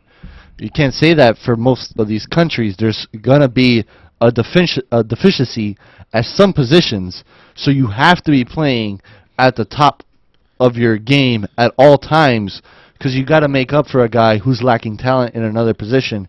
And in Spain, they thought they were at the top, but what they realized very quickly was, some of these guys are just not in the prime shape and being able to keep up with. Arjen Robben was running faster than everyone there, and Arjen Robben's about 30, 31 years old. He was just the Dutch team. By the way, he plays for Dutch. Yeah. Yeah, he plays for the Dutch team, and the Dutch made Spain look slow. Chile did the exact same thing. A Barcelona player plays for Chile, and Alexis Sanchez, and outran them and made some big plays for Chile. And that's why you're seeing Spain gone. They were just dominated. They play a possession style of soccer, and they weren't able to possess the ball because they just couldn't go out. They couldn't move. Yeah. All right, Group C, we saw these 4 teams play today. Colombia, Ivory Coast, Japan, and Greece. Looks like even though Ivory Coast lost today, Troy, they could be a team that advances here, because with Colombia winning today, they go to 6 points. Ivory Coast stays at 3, and Japan and Greece have 1 point each because of the draw.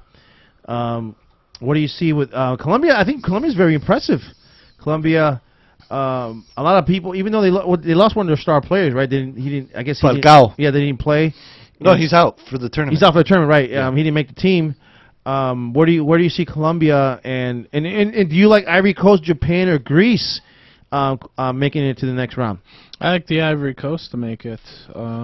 Very talented team. They just, made this game. You cannot make mistakes. You make mistakes, you're done. Yeah, we saw that today. That's it. England made one mistake in the end, and it cost them the game, and that's what happens. You cannot make mistakes in your own end. You can afford to make a mistake on offense because you don't get the goal or whatnot or the opportunity, but defensively you can't make a mistake or you're going home. Right. That's what happened.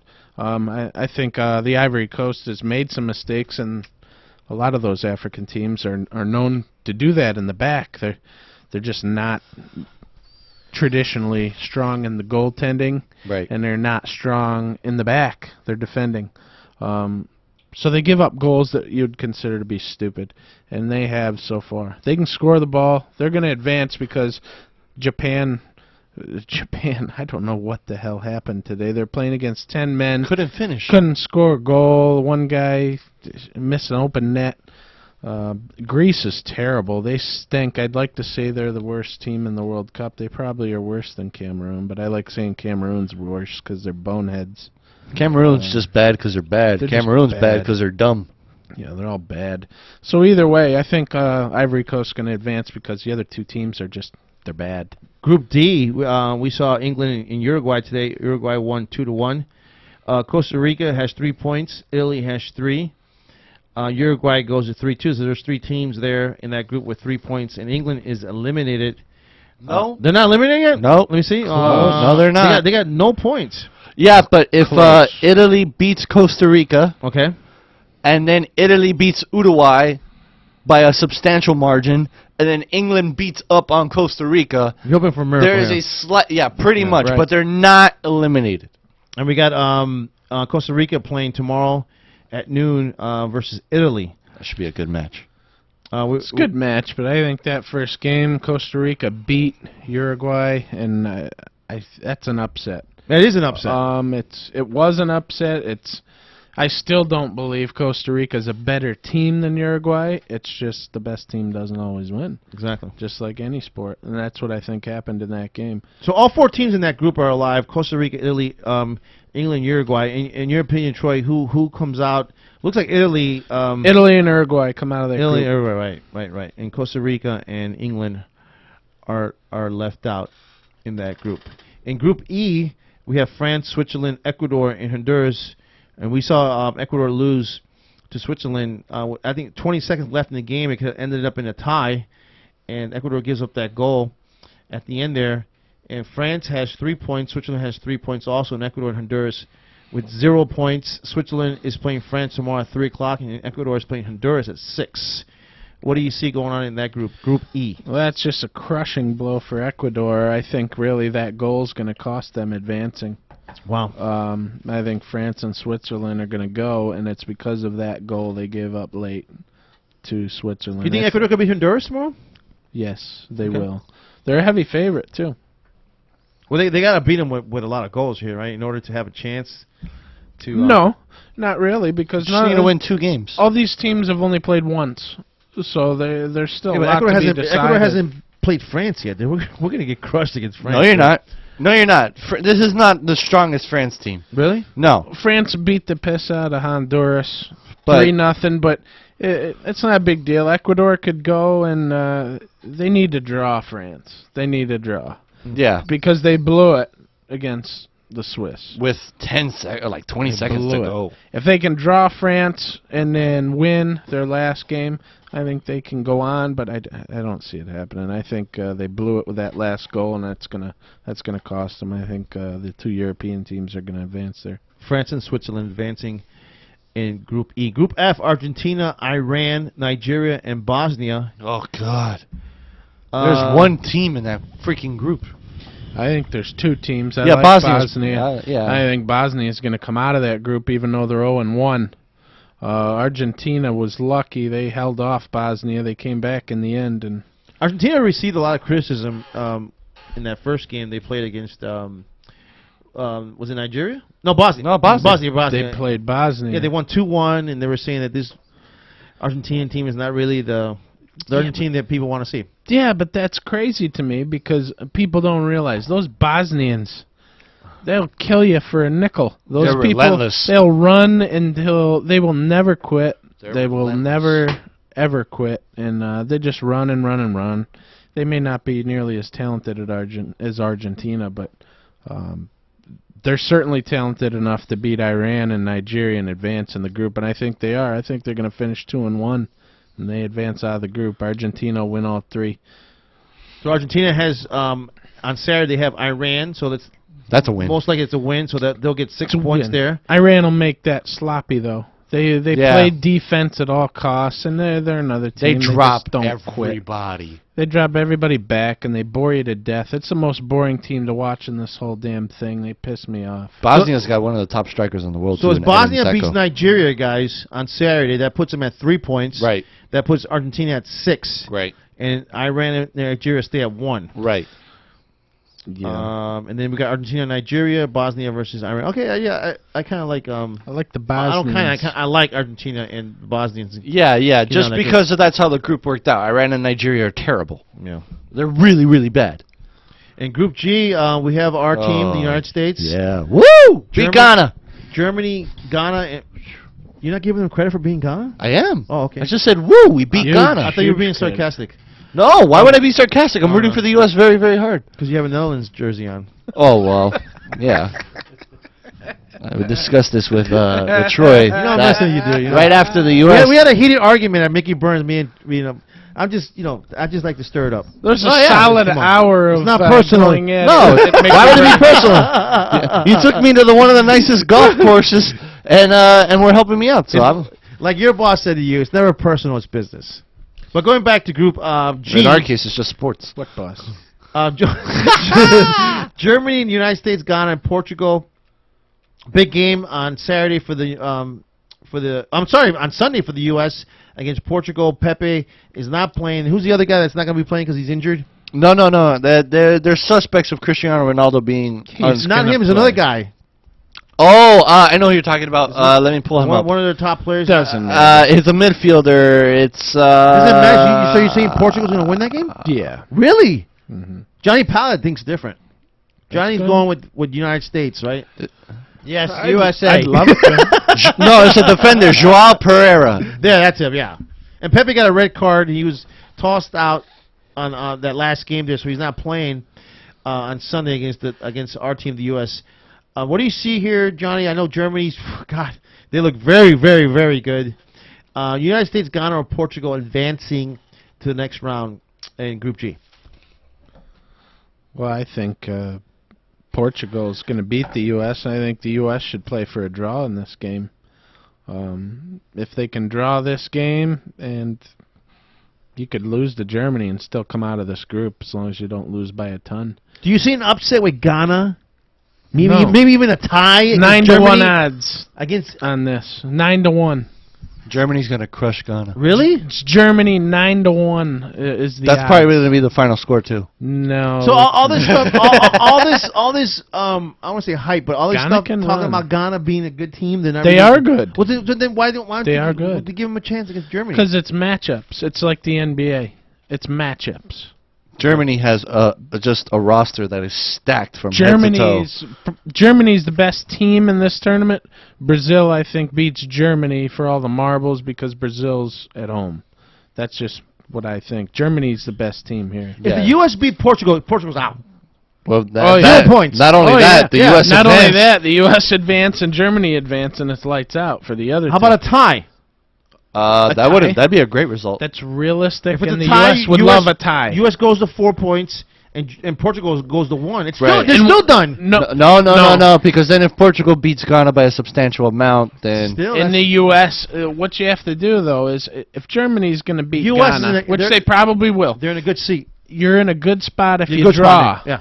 Because then all you have to do, Germany will probably be 2-0. right.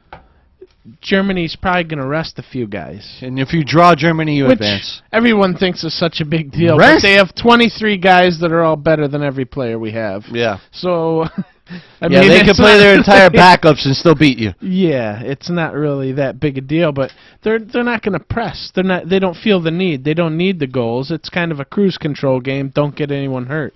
Our team. So they're not going to beat you by 4. Right. You know what I mean? Yeah. So as long as they don't beat you by 4, you're going to advance. Right. Okay. That's the way that'll look. And Johnny, we look good. The USA looks very good. Outstanding. That was a huge win on. Very good win. A great. You know, Monday. the U.S. have to do what they did in that game is just survive this is looking and take advantage of set pieces. This is looking ahead because you'll play if you finish second in the group, which that's the best they're going to do. They're not going to beat Germany. Nope. You'll be playing Group H, which is Belgium, Korea, Russia, and Algeria. Hey, I can see us possibly beating Belgium. Belgium is a sleeper of mine in this tournament, but they're young, very young. So you get Belgium, which it could be worse. It could be a lot worse. And the second team in that group stinks. Oh my God! There's only one guy the in Russian Belgium goalkeeper. in the 30s. I think Dio is a better keeper than the Russian keeper easily. Is this the worst group in all the groups here? Group H. Group H is the worst. Do we need to talk about these guys? Stink. No, Belgium, Group H is Russia, South Korea, and Algeria. No, it's all The bad. Russian guy, I mean, like a ball was just lobbed to him almost, and the guy just went to catch it. He almost pushed it into the net. And like afterwards, I felt bad for him. I felt like, So you're saying you're I not. thought they would kill him. So you're saying the U.S. is not going to get out of that group? The U.S.? No, I don't think so. Oh, Yeah, Russian is a young team. I think too. Even though they look good, Troy? they lost Josie Altidore. I think they go out. Altidore's out for the game against Portugal, so good luck with I him. think he's gone for the whole cup. I do too. Because I hope not. That's a hamstring, Bob. I think Come the on. cup- I hope not. You gotta hope. I hope not either. You gotta hope for a 1-1 draw or an 0-0 draw. Just a if draw. you're the U.S. Draw. A draw in general. I just don't see how we're going to produce any points without Josie because he's our holding attacker. He's how we get forward. But you said we got the best goaltender in the cup. No, he's one of them. And he keeps getting beaten near post. It's kind of pissing me Best off. goalkeeper in No, the but cup. He's top You five. said you explained something. He's top 5. You explained something very I did. How that he's got a history of getting beaten not near post. scientifically, but you explained something that word. We can't. Like You can. The player used the outside of his foot Right. to make that goal in the near post. It was a when tremendous you use shot. the outside of your foot, Exactly. it gives the illusion like you're going far post when Right. you're really going near post. And it curves in. And considering you have about Did he- a tenth of a was that on second to make up purpose? your Oh, yes. Yes. It was on purpose? Yes, Wow. Yes. That's It was- a great goal then. Yeah, and the That was a defender great was finish. caught napping. He should have marked his man. He let the guy Fabian slip on Johnson. on the give and go. That's Yep. what it was. Fabian Johnson got beat fair and square. It was a great play by Ghana, great finish by Ghana. You can't criticize a keeper, but the number one rule of a goaltender is do not get beat near post. Don't You know get what? beat to the near post. I think we have. And I think, he has a history I think of we it. might have a show next Thursday because I'm coming back from Marco Island Thursday morning. Okay. So we need to talk about soccer. Ah, I'm yeah. sorry, Johnny. But I know you're not. I think I think the German. Come on, man, get the soccer, Stay man. at home. He likes Cantor. Germany- He's been I'm- mentioning Cantor's name for like 3 times already. The Germany-U.S. game I think is on Thursday. Well, we gotta have a show. If I get back from Marco Island, Is on it time enough, Thursday? I think so. I'm coming. I think We're it's gonna do a Friday. show. All right, real quick, Group H because we gotta talk about Dolphins when we come back. Group H, Belgium's going to walk away with it. Okay. They are one of my sleeper teams in this tournament. They're stacked at every position, but they're young. The Rushkis, I thought were going to come out of this group, but Thursday. Jesus Christ, what are they? This goalkeeper. Germany-U.S. is Thursday at noon. Germany. Oh, we gotta have a show. Thursday at noon. I got to call in sick for that. Oh my God. No lessons with Johnny Pellin on Thursday. Gotta Right. watch. You got to watch the soccer. Hey, the Germans bombed the Pearl Harbor. Damn it! So we gotta get them back for that. So who you like in Group H, Troy? Before we go to break, and then we gotta go to Belgium. We have to go to an Belgium, update first, and then We gotta go to break because we have the best soundbite in the world coming up. Belgium comes out of there with Russia with a terrible keeper. Yeah. Belgium and Rushkis, they come out, and hopefully the U.S. does. I see the U.S. losing maybe by 2. I don't see the U.S. I see the U.S. losing by 2 goals to Portugal. What? Got it. Yeah, I hope not though. And probably by 2 goals to Germany. Timmy Howard's gonna give up 2 goals? Well, it's I don't not think gonna be he's gonna Timmy have much Howard's of- fault. Yeah, it's not going to be his Yeah, fault. you're It's just our defense is, Terrible. I don't know about terrible, but I It's mean, not very good. it's tough. All right, that wraps up World Cup Here- soccer. Here's the problem though with the U.S. Yeah. Their fitness is not up to par. Yeah, he pointed that out real quick. They You're having cramping. Yeah. What kind of exercise are they having them do? Yeah. What are they having them? What kind of stretching are they doing? What kind of fitness is the most important Klinsman thing? is sleeping on it. All this is fitness and not making mistakes in your own end. That wins. That's what kills you in these tournaments. If you make a mistake near your own goal, if you have fitness issues, a cramp, a hamstring, it decides games. Look what happened to LeBron. You can't play. You can't win when your best players are injured. Yeah. You can't play through cramps. You can't. Soccer is different than all these other sports. In NFL, sure, you need to last in a play 6 seconds. In the NBA, it doesn't matter. You got 19 timeouts. In soccer, there's no timeout. You can't hide. Yeah. You can't hide. You're a buoy out there if you've got a cramp. Yeah. And We had to sub our center back because of that. He was tightening up.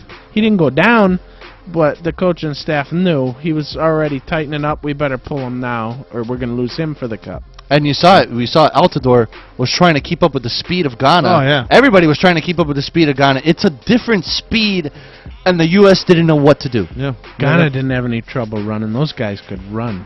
All right, Troy, thank you very much. That's a World Cup sports update. World Cup soccer update. Update time with Johnny Pallett. Okay, in the World Cup today, Uruguay 2, England 1, Colombia 2, Ivory Coast 1, and Japan and Greece 0-0 tie. And with the Marlins, they're down to their last out. Oh, God. It's 1-0 Mets, and Rafael Furcala's out. Actually, Reed Johnson got a base hit with 2 outs, so they're still alive. All right, we'll keep you updated when we come back. SoulFlowRadio.com. More of John Itch and the Sports Heads next. When you're ready to actually lose weight safely and steadily while being monitored by a physician, the Weight Loss Clinic of Dr. Kim Jacobson is there for you. The family medicine practice was established by her father in 1956 and continues as a medical practice that now specializes in weight reduction. Dr. Kim Jacobson joined the practice 20 years ago as both a family medicine practitioner and weight loss specialist. The Weight Loss Clinic utilizes a combination of appetite suppression medication and vitamins to produce great results, usually 3 to 4 pounds per week for most patients. Now you can change your lifestyle while still enjoying your own food, just less of it. They offer a choice of 2, 3, or 4-week plans. So whether you just need to lose a few pounds or a lot, the Weight Loss Clinic of Dr. Kim Jacobson can help you. They're located at 5454 Northeast 4th Avenue in Miami, just 2 blocks west of 54th Street and Biscayne Boulevard. Call them at 305-751-0091. They'll be happy to answer any and all of your questions. That's 305-751-0091. Get started on a beautiful new body today with Dr. Kim Jacobson and the Weight Loss Clinic. You're struggling with your mortgage. You think about it.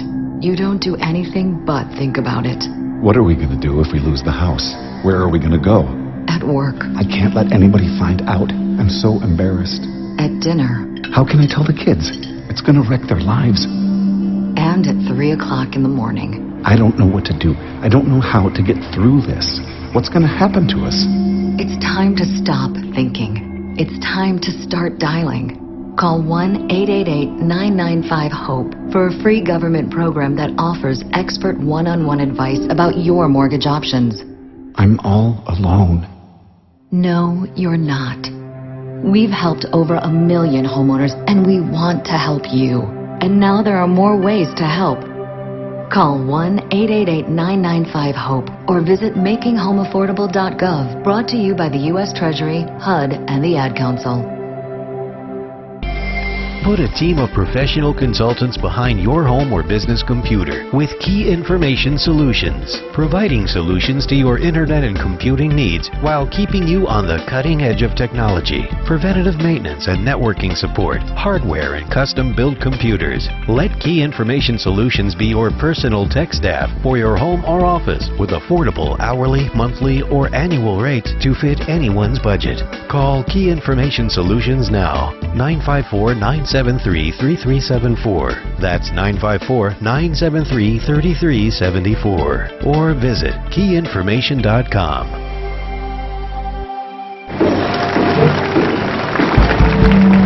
It is with great pleasure that I welcome you to today's graduation ceremony.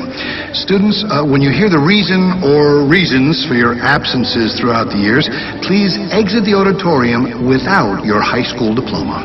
Once you've exited, remove your cap and gown and proceed into the unknown. Too tired. Family trip. Part-time job. Helping around the house. Sick day. Starting the holidays early. Just because. Starting in the 6th grade, students who miss 18 days or more of school in a year for any reason will fall behind and risk not graduating high school. How many days of school has your child missed this year? Absences add up. Keep track at boostattendance.org today. Brought to you by the U.S. Army and the Ad Council.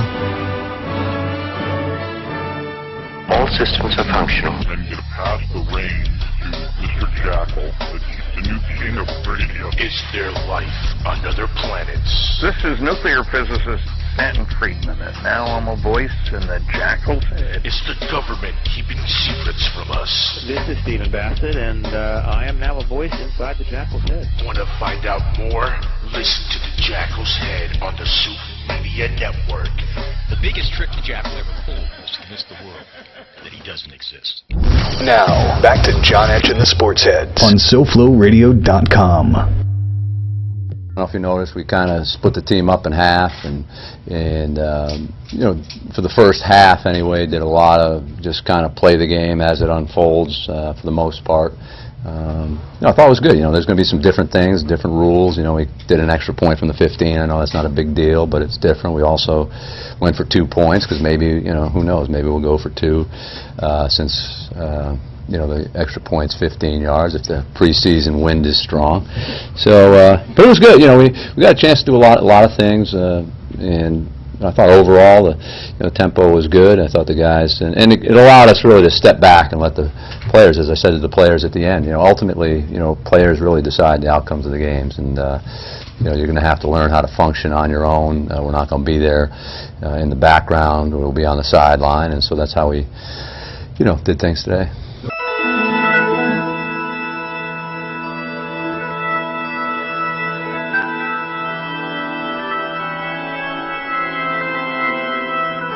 That was a classic Philbin press conference. Preseason wind? Great. What does that mean? Preseason wind. Preseason wind. I knew you guys would like it. Yeah. We're going to practice 2-point conversions because, you know, we may go for 2 at some point. Oh, is that why you're practicing 2-point conversions? Sperano pumping his fist for after a field goal. Yeah. Jeez. This guy's awful. Hey, but I've been reading, you know, I haven't been reading like Johnny Powell's been reading about the Dolphins because he's going to come up in a little bit talking about what's going on in Dolphin camp. But Wallace likes the offensive scheme or the offensive coordinator, I heard. Yeah. And I heard Brandon Gibson is playing. You know, he's back. What else did I hear about the Dolphins? Tannehill. Jarvis Landry looks amazing. Yeah, and then you signed them. What? They give him 15 mil or something like that, or 12 mil for a couple years, 3 years. I know Tannehill had lunch with Bob Greasy and Dan Marino. Dinner. Oh, dinner. Okay, okay, dinner. So he's like really pumped up, just like me when I'm reading the WFAN book. I get pumped up to do a show. Yeah, Tannehill's so pumped up he's not going to miss any more on deep passes. You know, that's going to happen. So a lot of things happening. What the minicamp started on Monday, Johnny Powell? Yeah, mini camp, and they finished with a scrimmage today. Yep. 16-13. I think the orange beat the white. Whatever that means. What was the line on that?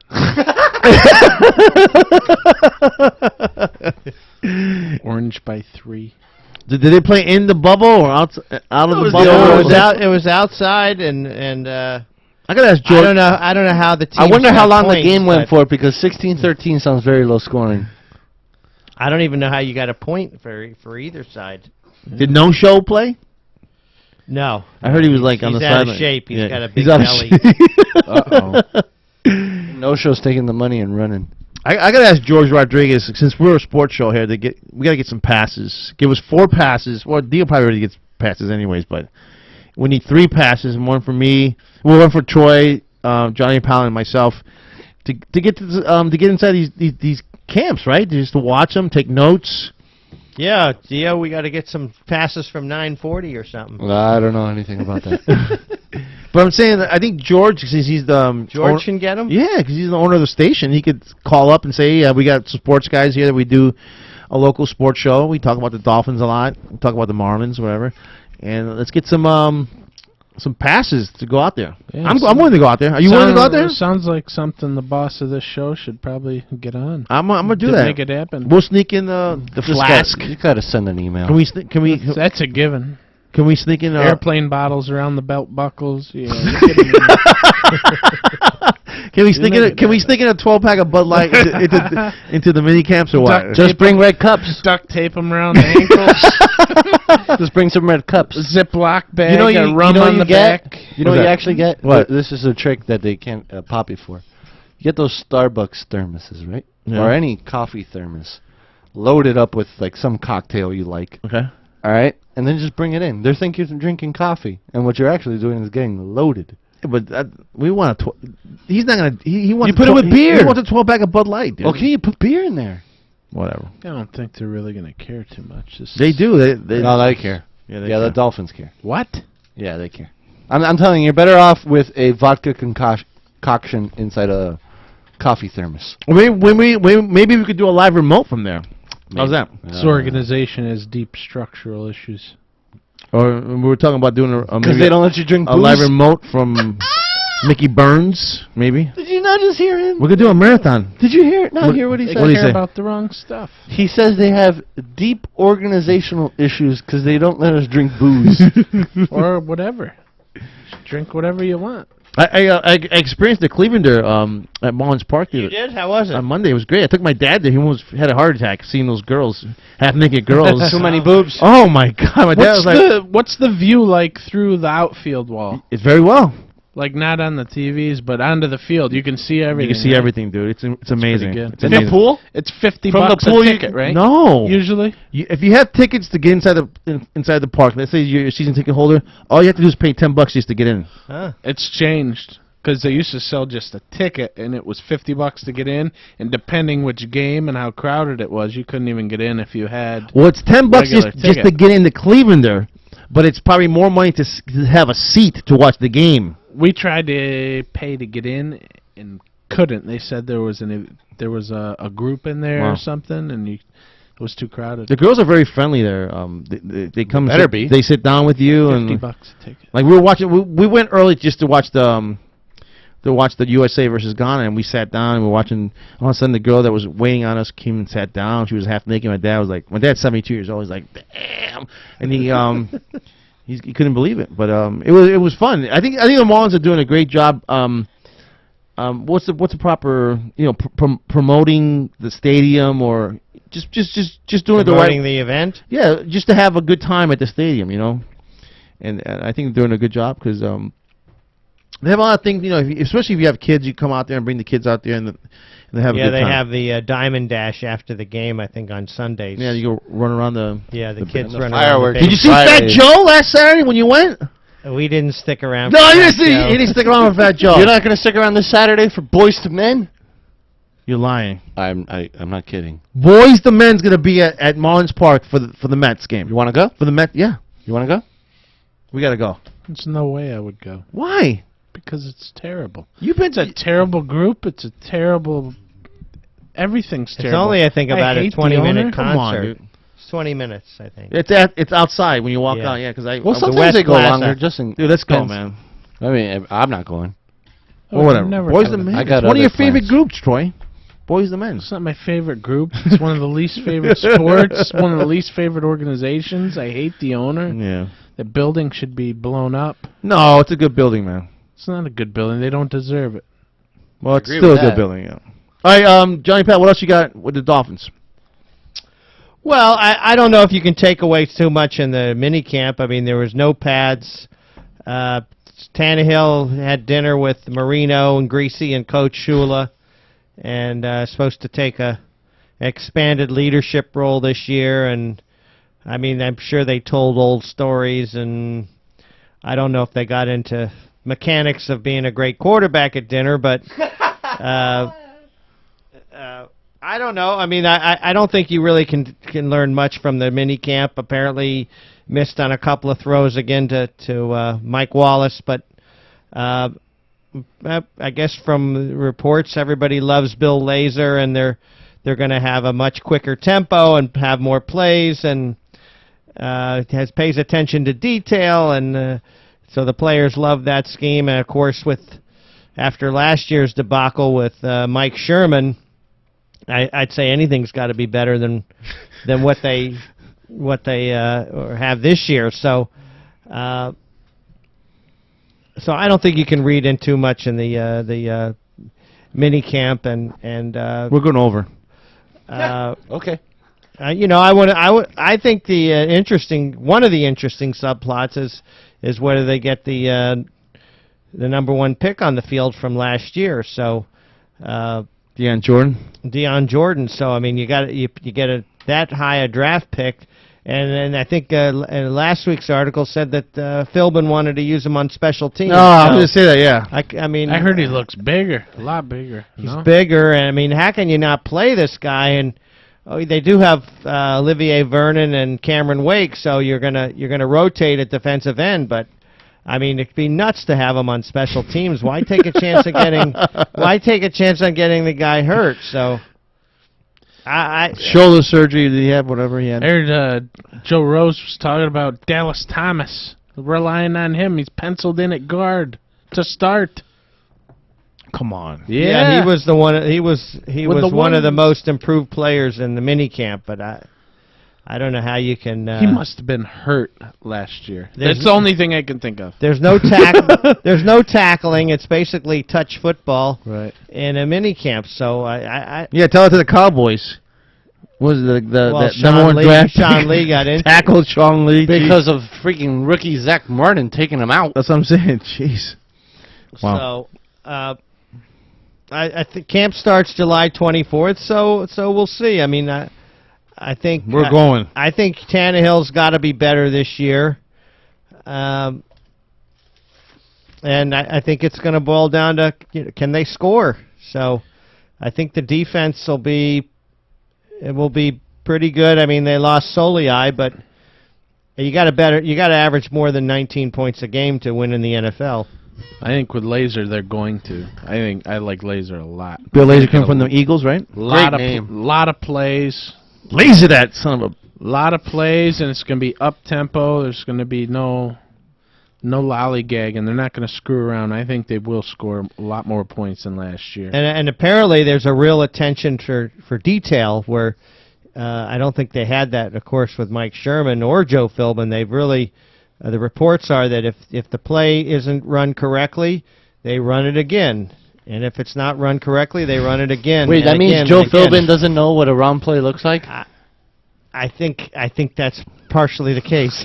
Oh, God. Preseason win. Laser coming from Philadelphia, Chip Kelly. A lot of those offenses, they don't have a million plays. Jeez. They have a few plays they run really, really well, and they run it out of different formations. And I just think they're going to run a lot of plays this year, and I think they're going to score a lot more points than they did before. I think their average is going to be more around 24, 25 points a game, up from 19. I think they're going to improve a lot on offense. All right, next week I guess we're going to have a show. If I come back early enough, we need to. We'll Germany, USA. We got to recap that. Exactly. We'll find out. I mean, next Thursday for sure we'll know if the US's are advancing to the knockout rounds. I'm in for training camp. I'm out for Marlins. Come on, man. I'm in for training camp. Your homework now is to read about the Marlins and keep up to date with the Marlins stuff. That's your homework. You put a silence. Put a gun to my head. I wouldn't do that. All right, Silverman Sports Mondays 7 to 9. We got the Powwow Show Monday, Wednesdays, and Saturdays at 9 o'clock. The Frank Noodle Show, that's a new show on SoulFlowRadio.com from 6 to 8 on Tuesday. The Frank Fernandez Show on Wednesdays from 6 to 7. These are two sports shows that I just mentioned. We got By the Glass, of course, on Thursdays from 6 to 7. The Frank Rodriguez Show tomorrow. Is he doing a show tomorrow? The who? Frank Rodriguez. Why did I say that? George Rodriguez Show from 12 to 3 every Friday. Is he doing a show tomorrow? I hope so. So stay tuned to that. I hate that we had to ask that question. Yeah. And we also got Jack Frost got a show going on called The Spot and the Amigo Show on Saturdays from 9. It's a 3-hour show now, right? 9 to 12? 9 to 12. And you still doing SoulFlow music show or no? I'm not doing anything. You're not doing anything? I'm doing this. I thought you were doing the house music, SoulFlow music. Every once in a while when George needs some stuff, I pass it along his way. All right. So log on to SoulFlowRadio.com and then you get the whole schedule there. Thanks for logging on and tuning in. John Edge, Troy Hall was in the house, gave us an excellent update on what's going on in the World Cup, and so did Johnny Powell gave us what's going on in Dolphin Camp, and wow, I can't say enough about Theo Garcia, because he's the man behind the window. If we have a window here. We don't have a window. I should be drinking more beers. There you go. So he's in his green jacket. Exactly. We're working on a green jacket. We gotta get together and play golf, man. I'm telling you. He's ready. He's ready. He is ready. I was ready for the creek. I was impressed. I was expecting, oh my God, I'm going to be sitting here watching. No, yeah, I could tell by his face. He goes, all right, ready to go. And then after like the second hole, he's like, yeah. He's like, oh crap. I was starting to have some fun. But you're impressive. By the way, Ed, she bombed the hell out of the ball. Jesus Christ. He was having a... I was trying to keep up with this guy. We had a good time. We had a good time. That's just a big hitter. I got All right, SoulFlowRadio.com, John Edge and Sports Heads. We're on every Thursday from 8 to 10 right here on SoFloRadio.com. Have a great week. Peace.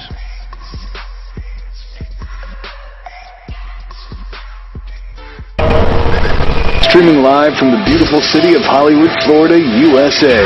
This is SoFloRadio.com.